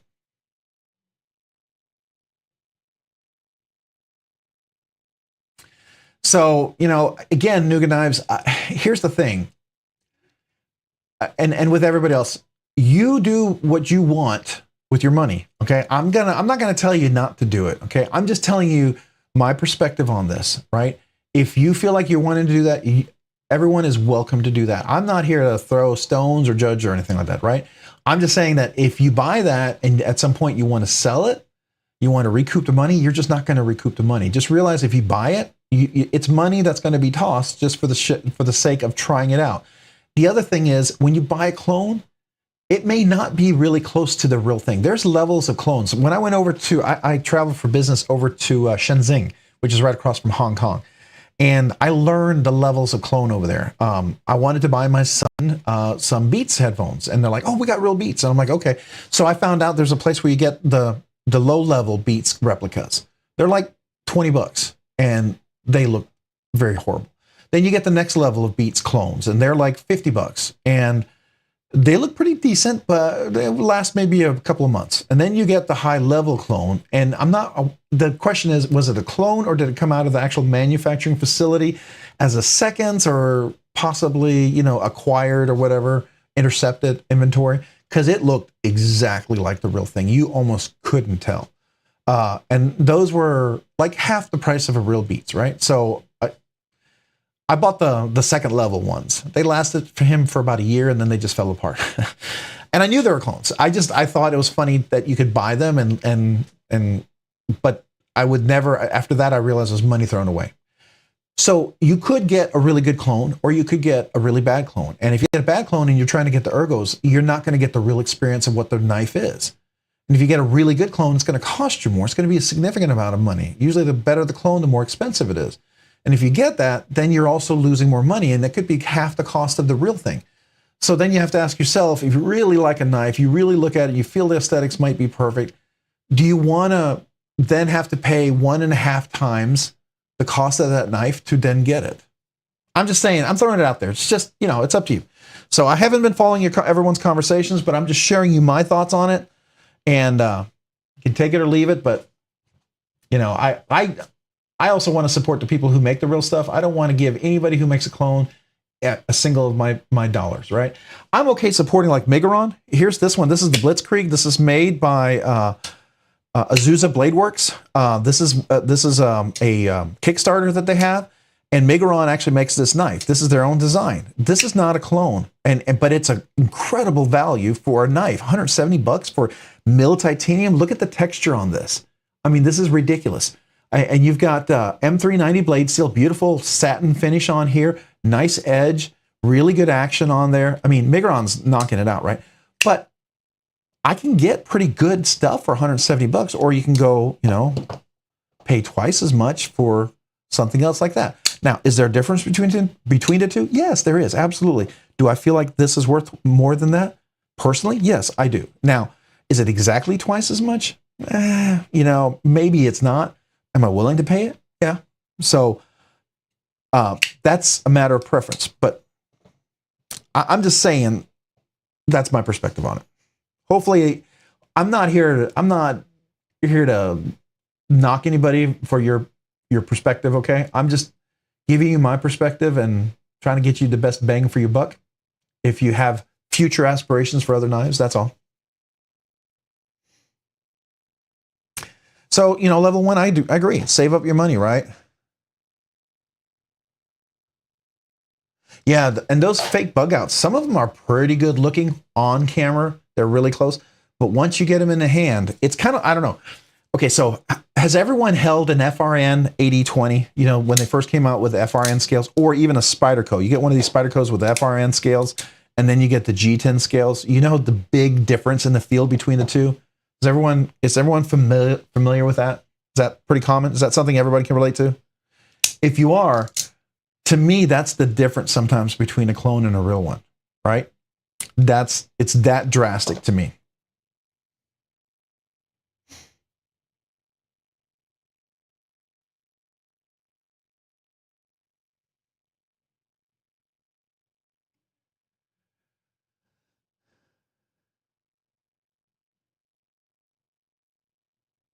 Oh, 20K. Wow, that's a lot of money.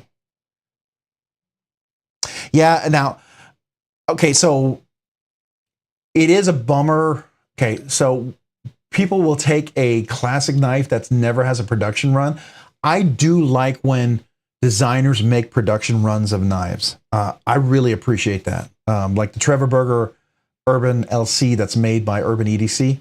Man, it is really close production run of the Urban XL, the Urban customs that he does, but they're very different. You can absolutely tell the difference between the two. The custom, way better. than the other one. But the production is really good. I appreciate the fact that he's willing to do that.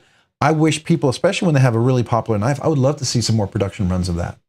I mean, I think even Spartan Blades has done that. They have a Taiwan plant that's making some variations of some of their designs that are made out of Taiwan. Now they run $100-$150, which relative to what Spartan normally charges $400, $500, $600, $700, $800 for a knife, that's pretty good. And it's made in Taiwan, which is one of the better facilities. It's not fully China.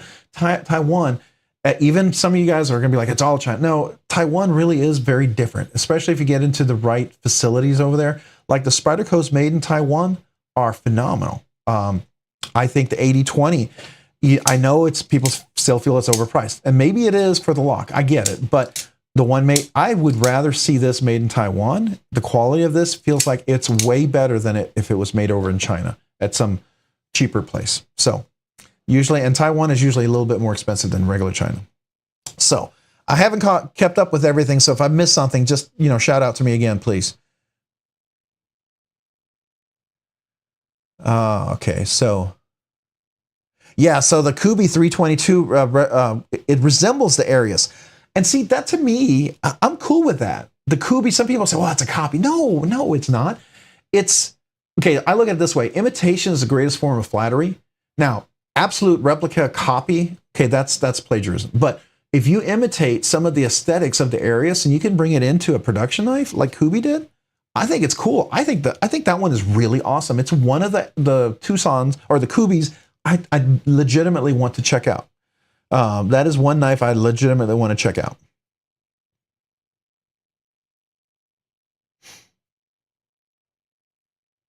Yeah, I agree with you. Level 1 up. I wouldn't call it a clone.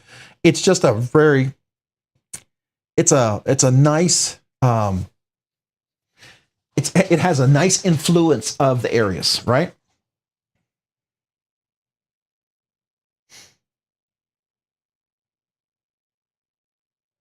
Yeah, I mean, and so in the end, I think for everybody, you buy what you buy, but just realize, depending on where you want your knife journey to go, right? Are you looking to resell it to someday buy other things? Just realize some things will resell and some things won't. That's just the reality, right? And if you're good with that, that's cool.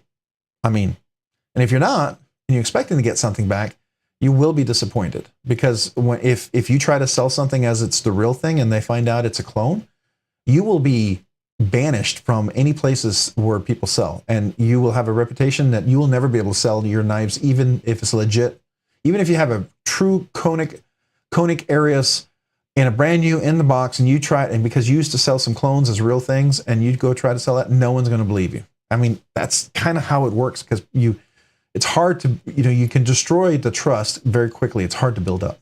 So I'm not saying that's the intent. Some people buy a knife and they legitimately think it's the real thing.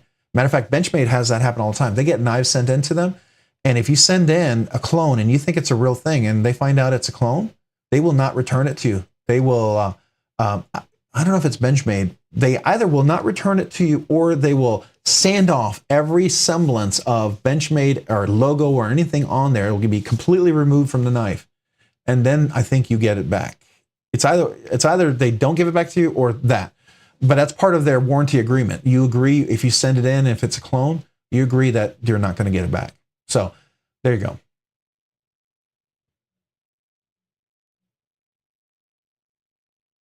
Yeah, B2. There's a lot of knives. For instance, like that Knoll Knives one. I would love to get that. I mean, that's $400, right? It's a lot of money. I mean, dropping that, you can't just drop that regularly, right? And something that I've been waiting a long time for, and I never knew when it was going to happen, and then it's happening. And the problem is, I couldn't plan for it, and here we are. It's here, and I'm not ready for it. Had I waited all this time, I would have missed out on some other things I would have bought. And that's the problem, right? You can. So I haven't really bought a whole. I should say, probably think I'm not speaking truthfully here, but I haven't bought a whole lot of things this week and last week. But I do have something that's on back order, and I'm not sure if it's going to be coming in. I hope it is. I would assume Knife Center wouldn't allow you to order a limited edition Wii knife if they weren't going to actually be able to get a hold of it. so I'm assuming they are, knowing that there's a limited run of it. But I did order the cybernetic. I got a hold of that one, but it's on back order, and it's on back order until they can get the release of the models, I guess, from Wii. Once Wii feels that, I don't know how that works, but so I've already kind of committed to that, right? And can I commit to anything else? I don't know. I would love to get some of there's a bunch of knives out there that I would love to, like, there's a Sheer Goroff, the Chromax ones. I started reading up on the Chromax. The Chromax I saw Chromax when it first came out, and I thought, I don't know about that. It turns out it's not a bad steel at all. I mean, is it Magna Cut? Is it M390, S110V, 90V? No, it's not, but it's pretty good steel, and you get a Sheer Goroff, a good steel. I mean, it's like, I would say it's probably like S30V 154, kind of maybe a little more corrosion resistant, a little harder, better edge retention. It's not a super fancy steel, but it's not a super budget steel.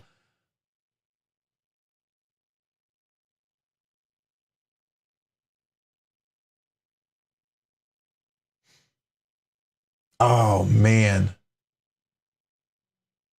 You know what? That is horrible, Noga Knives. That is horrible. That the people would actually do that. And hopefully people in the knife departments, that's why, you wonder why some retailers have real strict return policies. You wonder why they're really hard on some of these returns. It's because of that thing. Because there's some bad people out there. Some people who make some bad decisions. Now, I don't know where their heart is, and I don't know what their intent is, but some people are in situations where I guess that's the best decision they can make at the time. Right? And I don't know. I can't speak for them, but I just know that we're all capable of making bad decisions. And if you think you're not capable of making a bad decision, then you're more capable of making that decision than you ever know. But if you realize you're capable of making those bad decisions, you have a better chance of avoiding those bad decisions. I honestly believe that 100%.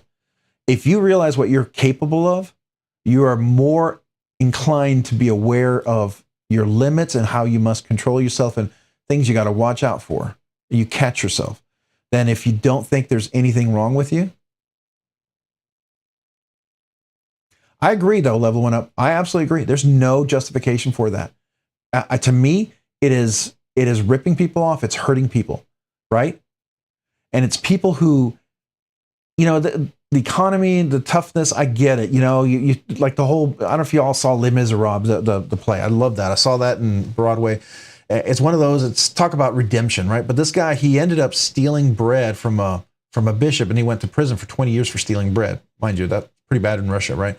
But his intention was he was just starving. His wife was starving, and she ended up dying, I guess, in prison or something like that. But and he had a daughter, and I guess she was being raised horribly. But anyways, if you've ever seen it, but the whole point of it is you make those decisions. There's always consequences, right? And the consequences are you're ripping off a retailer who may go out of business. You're ripping off the next person who may not have had the money. That may have been a huge purchase, and then you just took what they had hoped to get. So to me, it's wrong. It's absolutely wrong. I agree with you. It's wrong. It's immoral. It's stealing. It really is. It's stealing. If you go and buy a real knife, return a clone, you're stealing. Simple that. You're stealing, okay? I agree.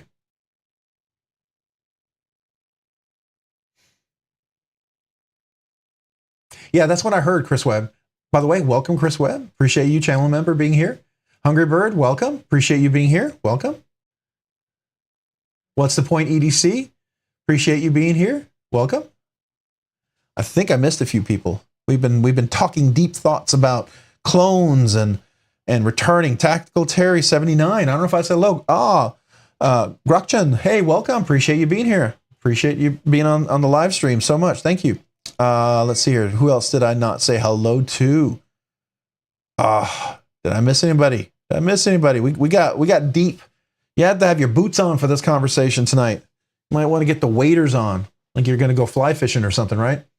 No, it's good. It's good stuff. It's good stuff. We're talking, good stuff.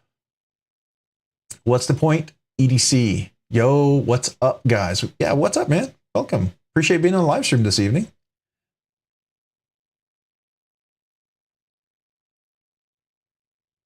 Yes, I was. Exactly, Nuga Knives. I was looking at those. I mean, for a sheer Goroff, that is ridiculously great price.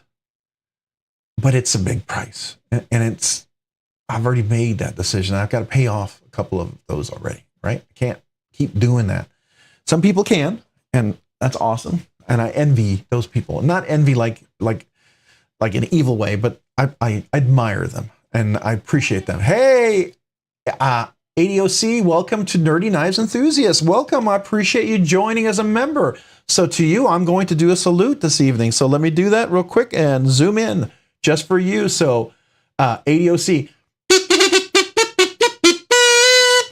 welcome. Appreciate you being here this evening. Thank you for being a member. You have no idea, guys. I really appreciate that. Like I say, if it wasn't for you guys, I couldn't do half the stuff out here. So I really do. And quite frankly, it allows me to do the giveaways. Right now, that has taken care of the giveaways. So I don't have to, it covers the cost of the giveaways. Let me put it that way. Or mostly the cost of the giveaways. But it really is a huge help. So I appreciate that so much.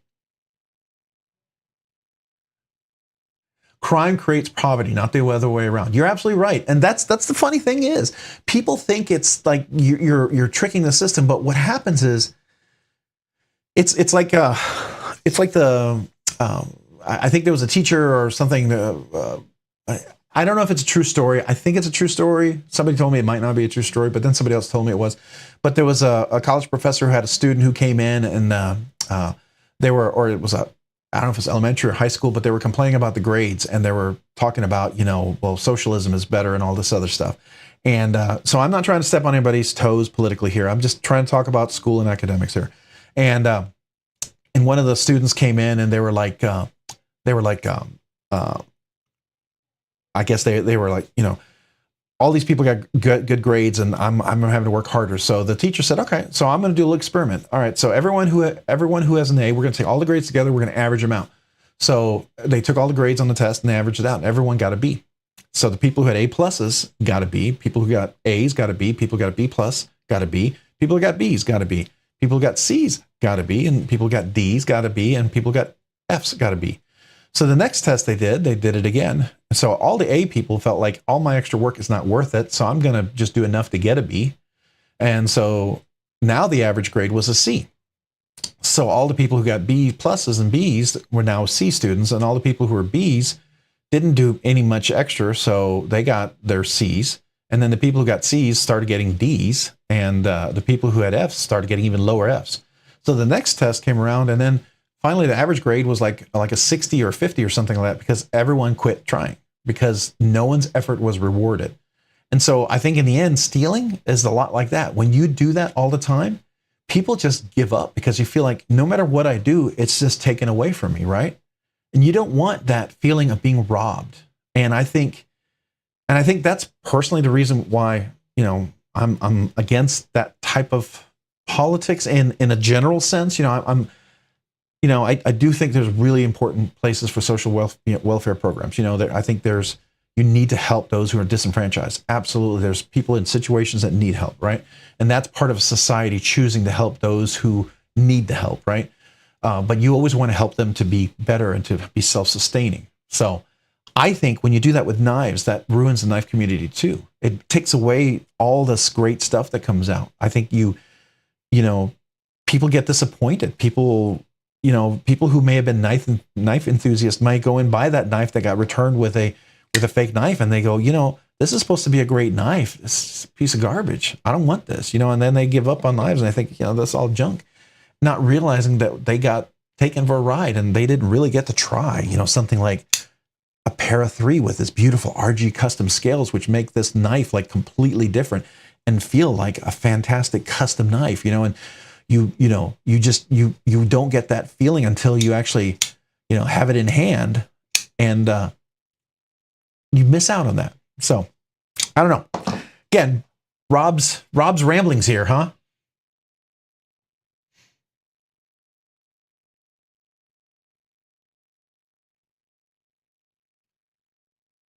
I agree. You shouldn't steal. You should just hey, Beaver Baron, welcome. Appreciate you being here this evening.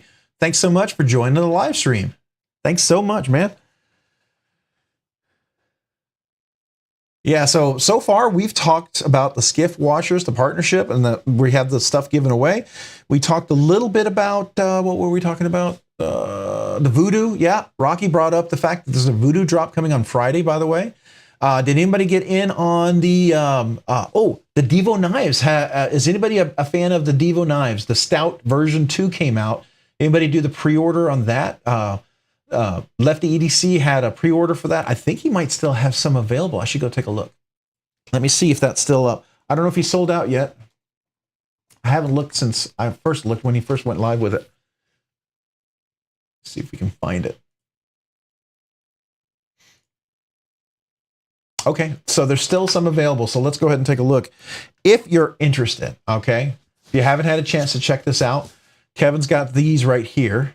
He's doing a pre-order. Looks like it's coming in near the end of 2023. So we're looking at November, December. That's what I think their goal. If I remember correctly, let me see. I saw it somewhere on here. Yeah, here it is. March 2024 delivery. Oh, February, March. I thought I saw the end of 2023. Maybe I'm looking at another pre-order. But so far he has, let's see here. Looks like most of them are all still available. So the Arctic Storm, you can get the Arctic Storm Stonewashed, the White Storm, and then you have a couple of lefties, which is the Purple Haze and the Stonewashed. So you get the Purple Haze in the righty, and then the Arctic Storm in the righty. And I don't know if you saw this, but this is beautifully milled. Oh, I guess you can't really see it. Let me go over here again. See if I can zoom in a little bit. No, it's not going to allow me to zoom. Right here, this is beautiful milling, really beautiful textured. So anyways, if you haven't had a chance to check it out, check out Kevin's version 2. Definitely going to be kind of cool. I'm a little tapped out right now, so I'm not sure I can do it. So it'd be one that I'd really like to do, but I'm hoping there'll be something down the road. I hate to say that. I really would love to do this. It's just, yeah. But if you got the funds, definitely check it out, man. It's an awesome night. It's a hollow grind, by the way. The Tuya Mutt is on Friday. Seems interesting. Oh, are you talking about the Berg Blades? Or are you talking about, because Berg Blades has the Mutt also? Is that, oh, the Tuya has a Mutt also. That's interesting because Berg Blades has a Mutt one as well. Okay, so let's look at that. So this is the I happen to have this open. This is the Iron Mutt. Yeah, so they have one as well, which is a Mutt. That's surprising, but I know what you're talking about, the Tuya one. So let's go look at that. Actually, I think I have that linked up here. Let me look, knife designers.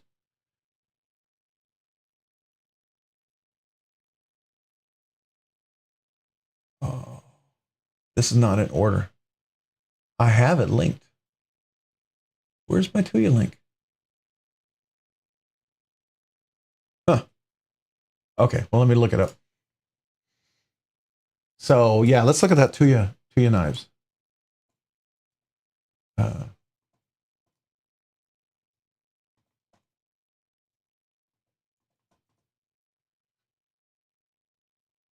we are.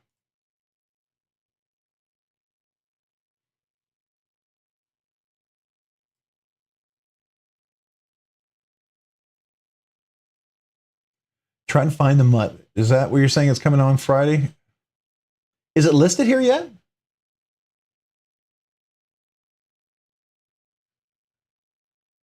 Ginger Fisher. Hello? Thought I said hello to you already, but if I didn't, hello again. Hungry Bird. Hello?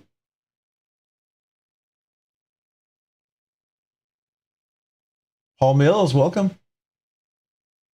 Yeah, so you're in the same boat as me. Did I say hello to you, Paul? I don't remember saying hello to you. So if I didn't, hello again. I don't mind saying hello a few times. Oh, you got Gretchen, you got a Voodoo. Did you pre-order it? How do you like it? Is it amazing or what?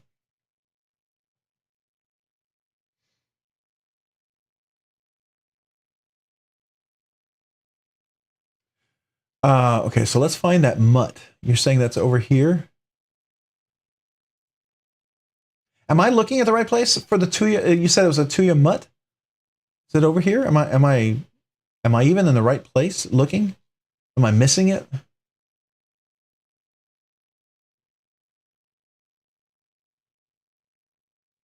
I feel like maybe I'm not in the right place. You guys have to tell me.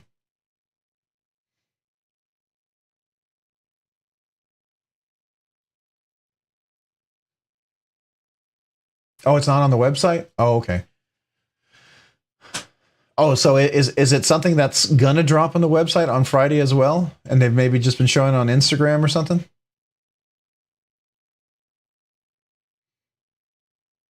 Let's see.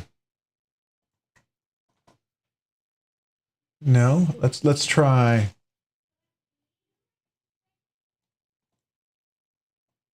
Ah, can't type.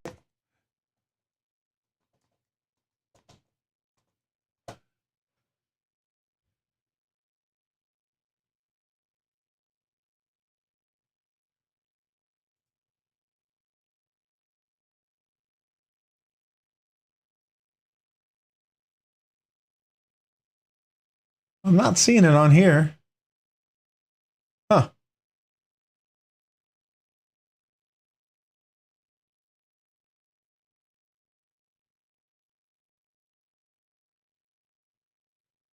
Oh, okay. So you got yours from on Instagram to cover the vet bills. Did they mod it? I mean, what did they do to it? Or was it just straight up like as they bought it? I just surprised if they didn't do anything to it.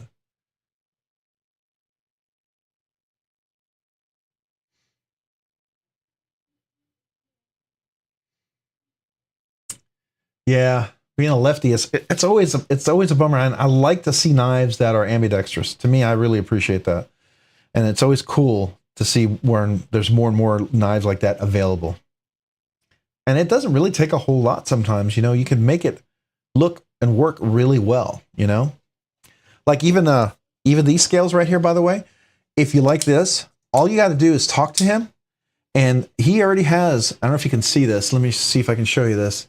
There is 3 little holes drilled on the other side where these screws would go. And if you contact them, like if you want the Rockwall scales for like a Mannix 2 or any of his scales, you can just say, can you make me a left-handed version? And he'll just drill the holes for you, and boom, it's a lefty for you, which I think is really super cool.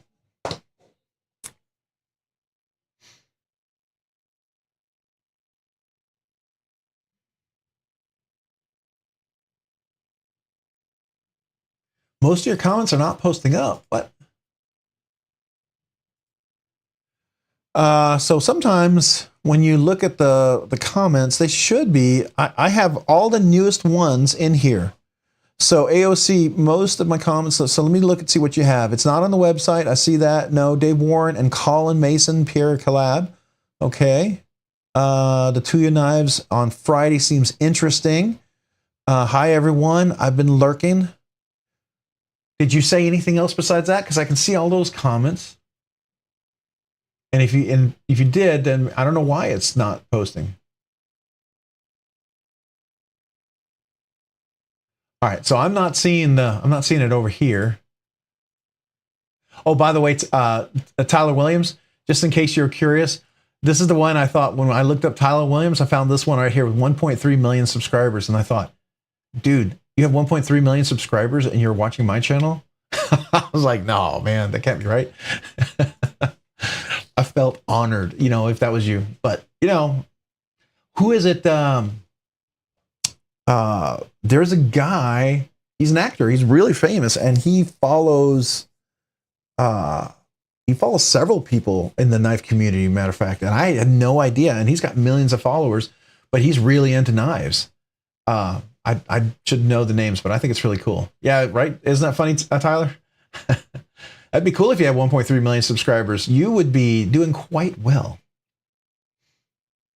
It wasn't modded. Okay. But that doesn't mean it's not cool, because that knife is just amazing. I mean, just as is, that's just really cool.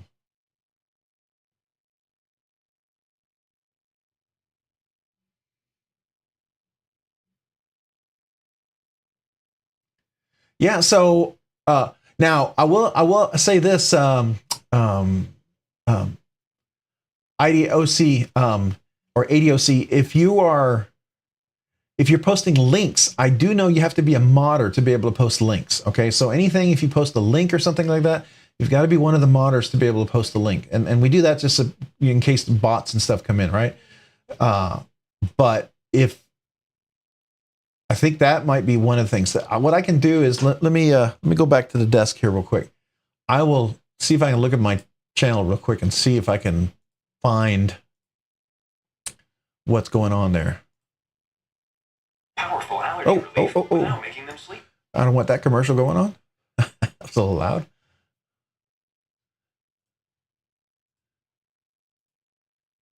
All right, so let me see if I can figure this out. I'm going to go to the live feed. I'm going to see if there's some settings over there for comments. It's usually down at the bottom. Let's hear it. Yeah, so I have it set, which is default. I don't change anything. It says hold potentially inappropriate comments for review. Okay, and I don't have increased strictness, so it's just whatever the default is. I don't hold all comments for review, but if there's something that was deemed inappropriate, one of the modders could review it, and all of you guys would have been able to, all the modders would have been able to see it and then approve it. Okay, so I just want to let you know.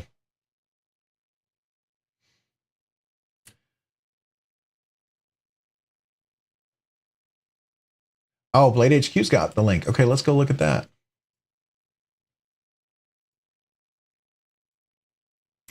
Close that. Close that.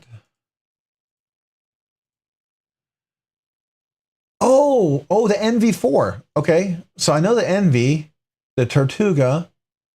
Okay, so let me. So there's the big belly. Yeah, I know that one. The bruiser, the belly. Okay, I know those. And you're saying it's called. What was it called again?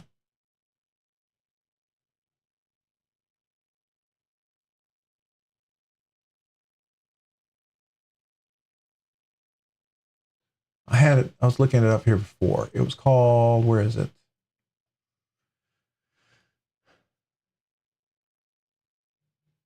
Huh. I guess I got to go. Oh, the mutt. There it is. The Tuya mutt. Okay, so I have the hive. That, by the way, that's a really nice looking. It kind of has some aesthetics of a Shergorov. Really cool knife, by the way. It's made by the same guy who does Bade Modern Designs. Really cool guy.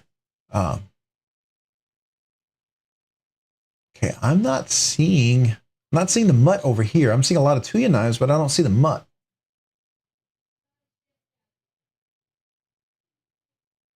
Oh, okay. So they both. I think I've seen it on Instagram, but that's cool. I know there's another one that's coming out that we're getting a sample of, but that was on their link already. Is it over here? Nope.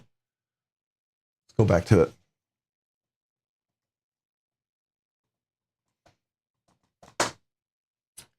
Nope, that's not it.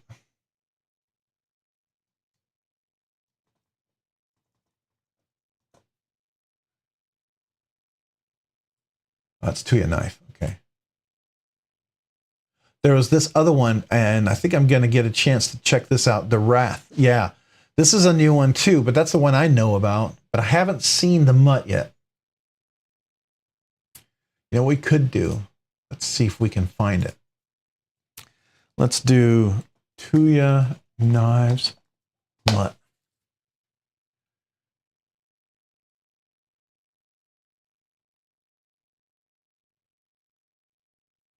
That's the Caledon. Oh, this one. Okay. So there's Neves and there's Lefty.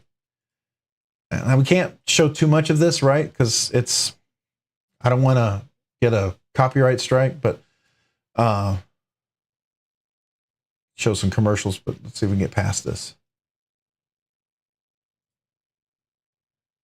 That's okay. Let's get right to it. Okay, here it is. All right, it's a flipper. It's got a finger choil or thumb hole.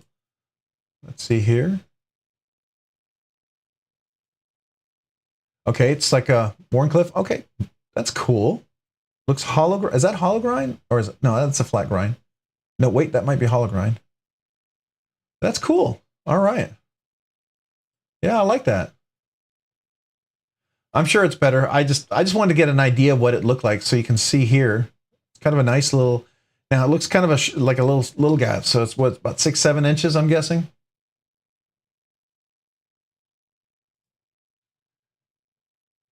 So here's Neve's video. Okay. Yeah, that's cool. I like that shape right there. It's kind of a sheep's foot, drop point, Warncliffe, modified, whatever you want to call it. I don't know. I don't know. We can. So it looks like it's about 6.5, 7 inches, which is almost a little too small for me. I've had some smaller ones, like the Spyderco my Spyderco would almost be too small if it wasn't for the finger choil. That's the only reason why this one really works. And that sometimes some knives, like even like my little stout, this works just well enough for my hand. If I had extra large hands or double extra large hands, this would be too small. So I think this is a tough knife for big hands. But I always like a knife when you can choke up like that. It's always nice to be able to choke up and have a little extra room. It's a little over 7 inches. That might work. But it doesn't really have a finger choil. So you lose, if you see right here, I feel like you lose about 1/2 inch. You could use this trigger, like you could do a trigger choke. You could choke up on the trigger here. They call it, putting a finger up on the trigger. But that's really, you can always slip and get down on the blade. So I'm never a fan of that. Even, if there's jimping here, it's a little better, but I still don't like that. So that means effectively you're cutting about this much of the knife off for me to get a chance to. So like from right here all the way up my handle, that's what you got left, right? Yeah, I like finger choils. Now, this is pretty flat. It's a little flatter than I expected, so it could work. If there's enough jimping up here, I think that could work. But again, the risk you always have is, there's not a whole bunch of finger choil here, and so you slide, that's going to slice your finger right there. So if you're doing any sort of tough cut, it's kind of risky, but that's just me. For this size, well, if it's got fat carbon, yeah, I could see probably be about 250, 275. I don't know. I think this would be a great knife at around 225. Just my first impression. I don't know anything about it. My first impression, don't hate me if anybody knows more about it, but my first impression is like, I could see that being about 225, 235, maybe.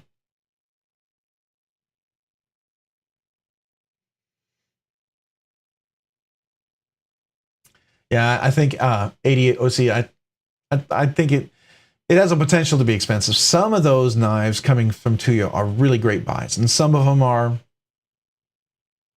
they're a little expensive. They're not expensive, but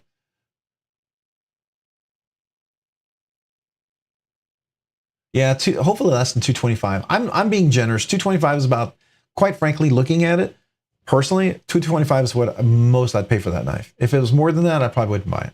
That's, to be honest. It has an okay aesthetic, but this right here kind of bums me out, and I don't know how well it drops with this flipper here, because sometimes flippers can really get in the way. So like if you're dropping a knife, right, you want to be able to catch it on your thumb or somewhere so it's not getting in your way. So like you have this right here. If I drop this, I've got to make sure I clear that detent so that it can drop. But if that flipper is over here and then you do this, and it's always going to want to go lock back, right? You got to be able to drop that down just far enough for it to clear that detent ball. And that's always one of those things that's, to me, that's really important. If I can't fidget it with it like that, there's no way that I would it would be a deal breaker, right? To me, that's 50% of my enjoyment of a knife is the fidgetiness.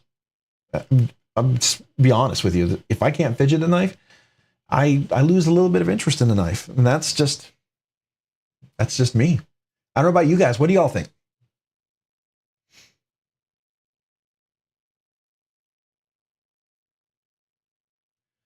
Jared gave it a GTG. What does that mean? Got to get it? Go get what is that? Help me out. What is this GTG? I probably know what it is as soon as you tell me, but it's not ringing a bell.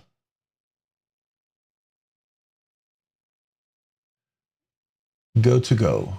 Oh, it's good to go. Okay, well.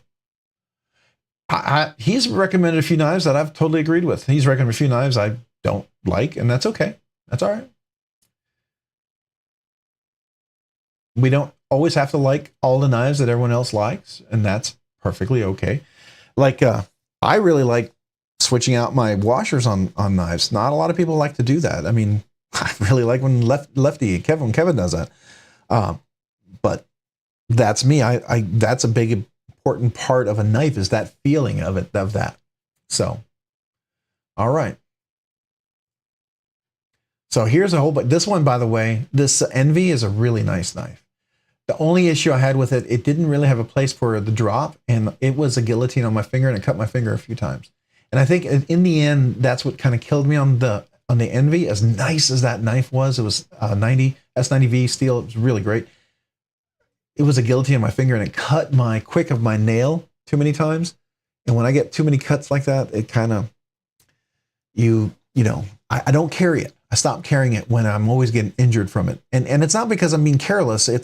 I just expect the knife, when you flick it, I expect it to be able to do that without it guillotining my fingers. So there you go.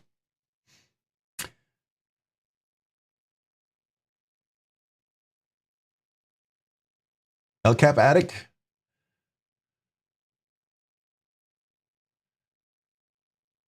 Acid Test Kids. I like the look of the Envy. Yeah, the Envy is really, I mean, it's a beautiful knife. I will tell you, it is really nice. Yes, it's got a beautiful edge. The S90, I think they heat treat it pretty decently. It was challenging to strop, which I would expect from S90V steel, right? S90V steel, you should not be super easy to strop. 154 CM, D2, 14C28N, even S30V are all pretty relatively easy to strop, I think. So,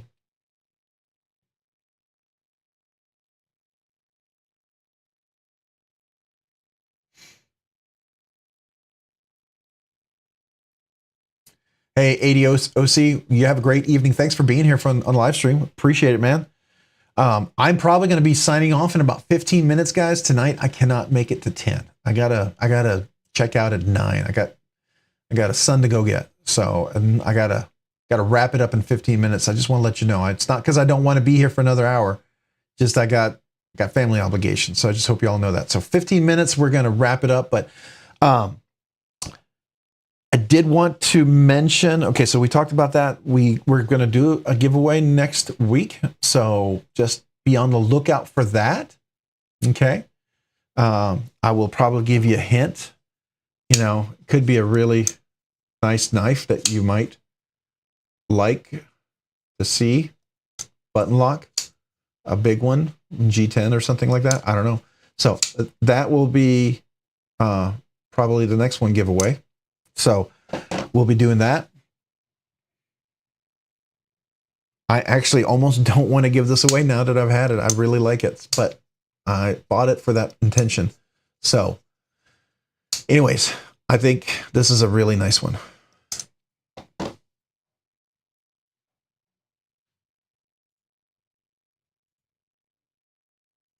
So here's to you, right? Here's NAF sale. Let's see here what we were looking at too. We looked at that one. Looked at that one. I'm going to go ahead and close that. Looked at the Berg blades. That was really cool.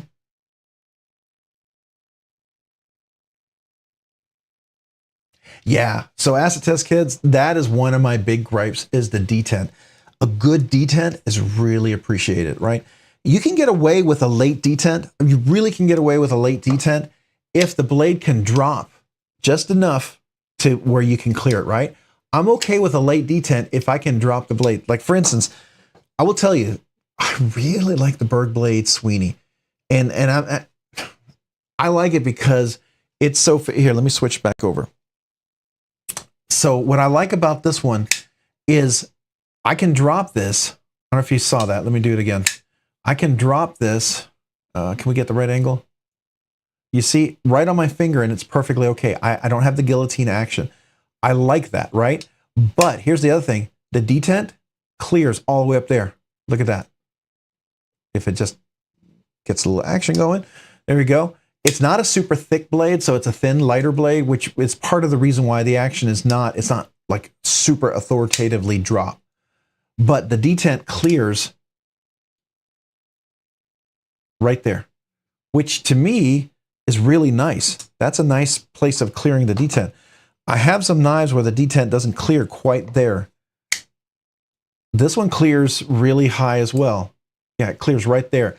And you've got to make sure your finger's right there to catch it, but this one has got just buttery smooth action, especially with skiff washers in there, which sometimes skiff washers are great, but then sometimes they make them really crazy buttery smooth. So like this one right here, let's see. Yeah, so the detent is a little later on this one. You see this?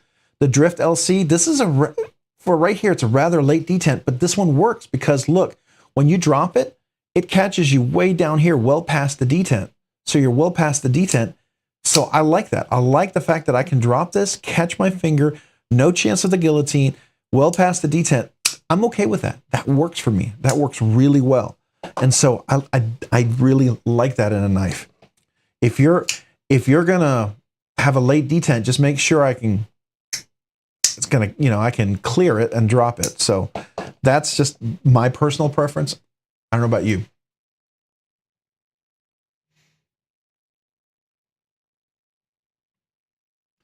Oh, rank the 3. Man, that is tough, Dave. All right. Right now, the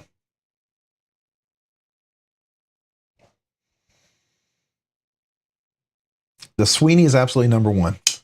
I gotta tell you, I have to force myself not to carry this because I can sit here and fidget this all day long. This is up there. I have to tell you, my 2 favorite front flippers right now are going to be I still love the Relative, right? But the Sweeney is right there with it, right? I like both of these a lot. So the Sweeney is definitely going to be number 1. It's just so smooth in so many ways.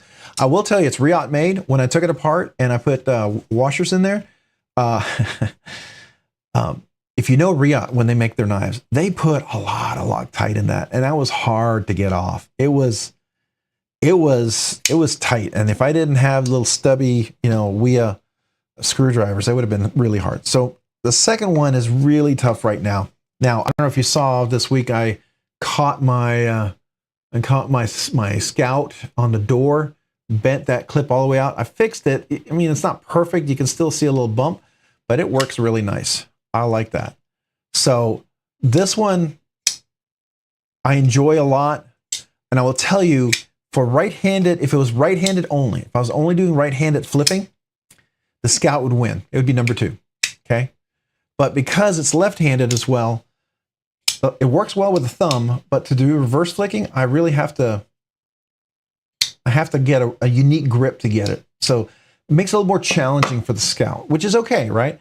But the gold standard is just so easy and buttery smooth. And this buttery smooth, no blade rock. And I love that. I love that about it.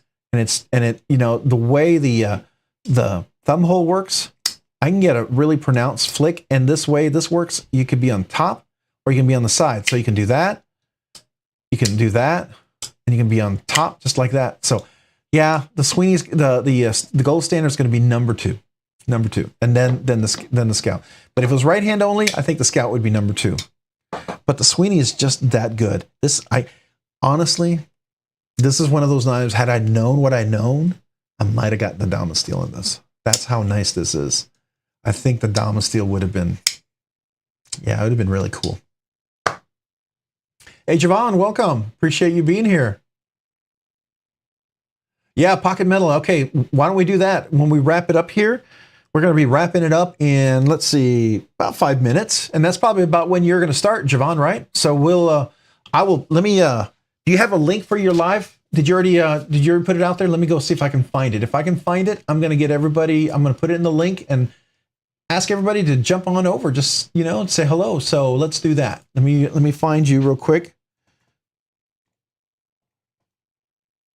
Did I answer your question in ranking the 3 knives though? Was that good?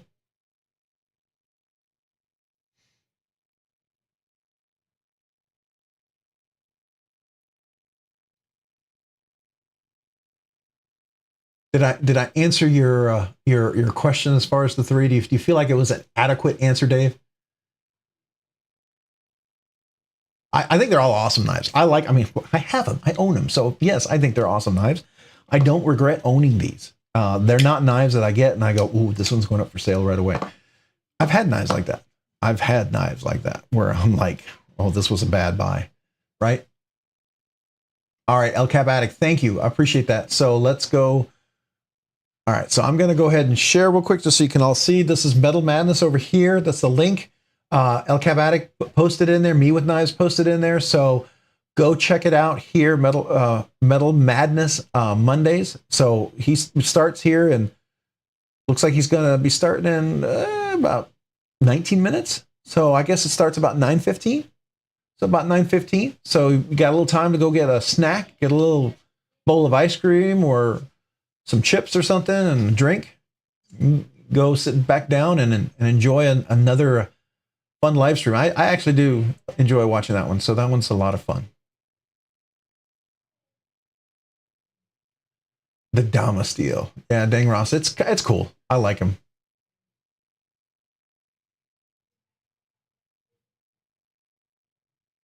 Yeah, Javon, we already got the link here for you. So everyone has got it. And we're going to post it one more time when we get there.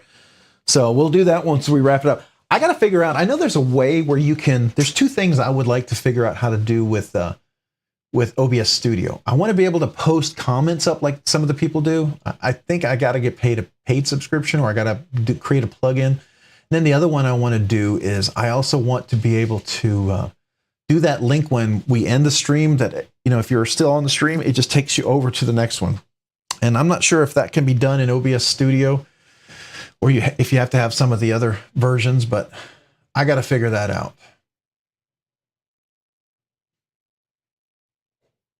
So I do have one thing coming in this week. I don't know if you remember a while back, I said, I only have a case of, I'll show it to you. I'm gonna see if I can get this.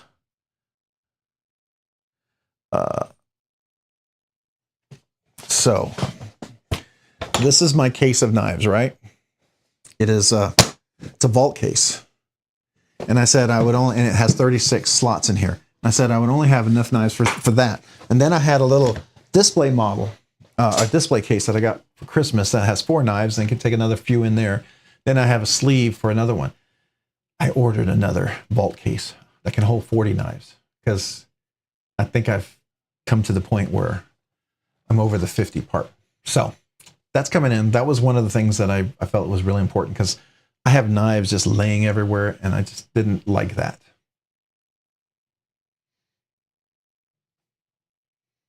Hey, Javon, you are most welcome. And we're about to wrap it up. We got 2 minutes left and we're about to finish it up here. So I want to say thank you to everybody this evening. You guys have any questions for me this week? Anything you curious? Anybody got any great ideas for Rob's ramblings? I do like doing those. I just want to make sure it's a good topic. I don't like boring, needless rambles. I like fun rambles. I like things that are interesting. Something that I noticed that I think is kind of cool, things like that. So you had a designated dresser drawer for knives only. Yeah, and I see some people have those big Husky or DeWalt or whatever tool, the rolling tool carts that usually are made for like large mechanic shops, and they'll be full of knives. I think that's what Cole got for Tri-State EDC. He got one of those, and I think Kara also got one too, I think, for her stuff. So that's cool. Blade steels. All right, Paul, talk about blade steels. I can give you my perspective. I am not a knife steel nerd. I am a nerd. I do like blade steels, and I have a perspective on things. And my perspective is on my use and my experience. I don't do Rockwell hardness tests, but I do use them for what I use them for and how much I have to sharpen them. I could do that.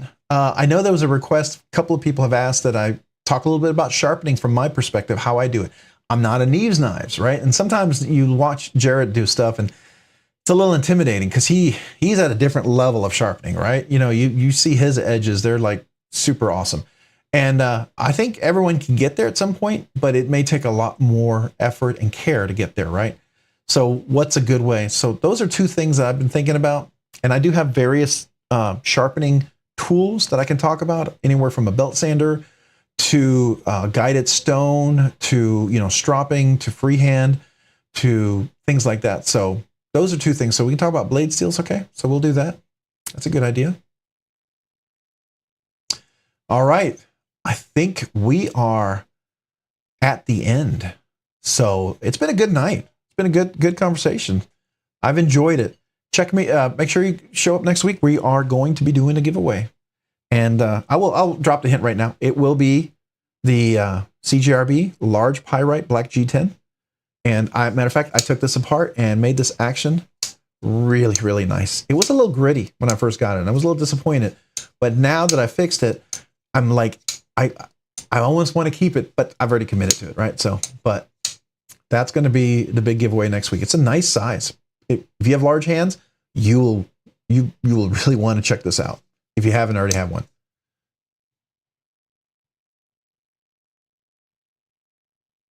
The Starlink satellite. Oh, that's cool. So do you have a telescope? I have a good friend of mine who does a lot of astronomy. He has some really cool telescopes, and man, that's really cool. He's got the whole digital setup. It follows them and everything. That's cool.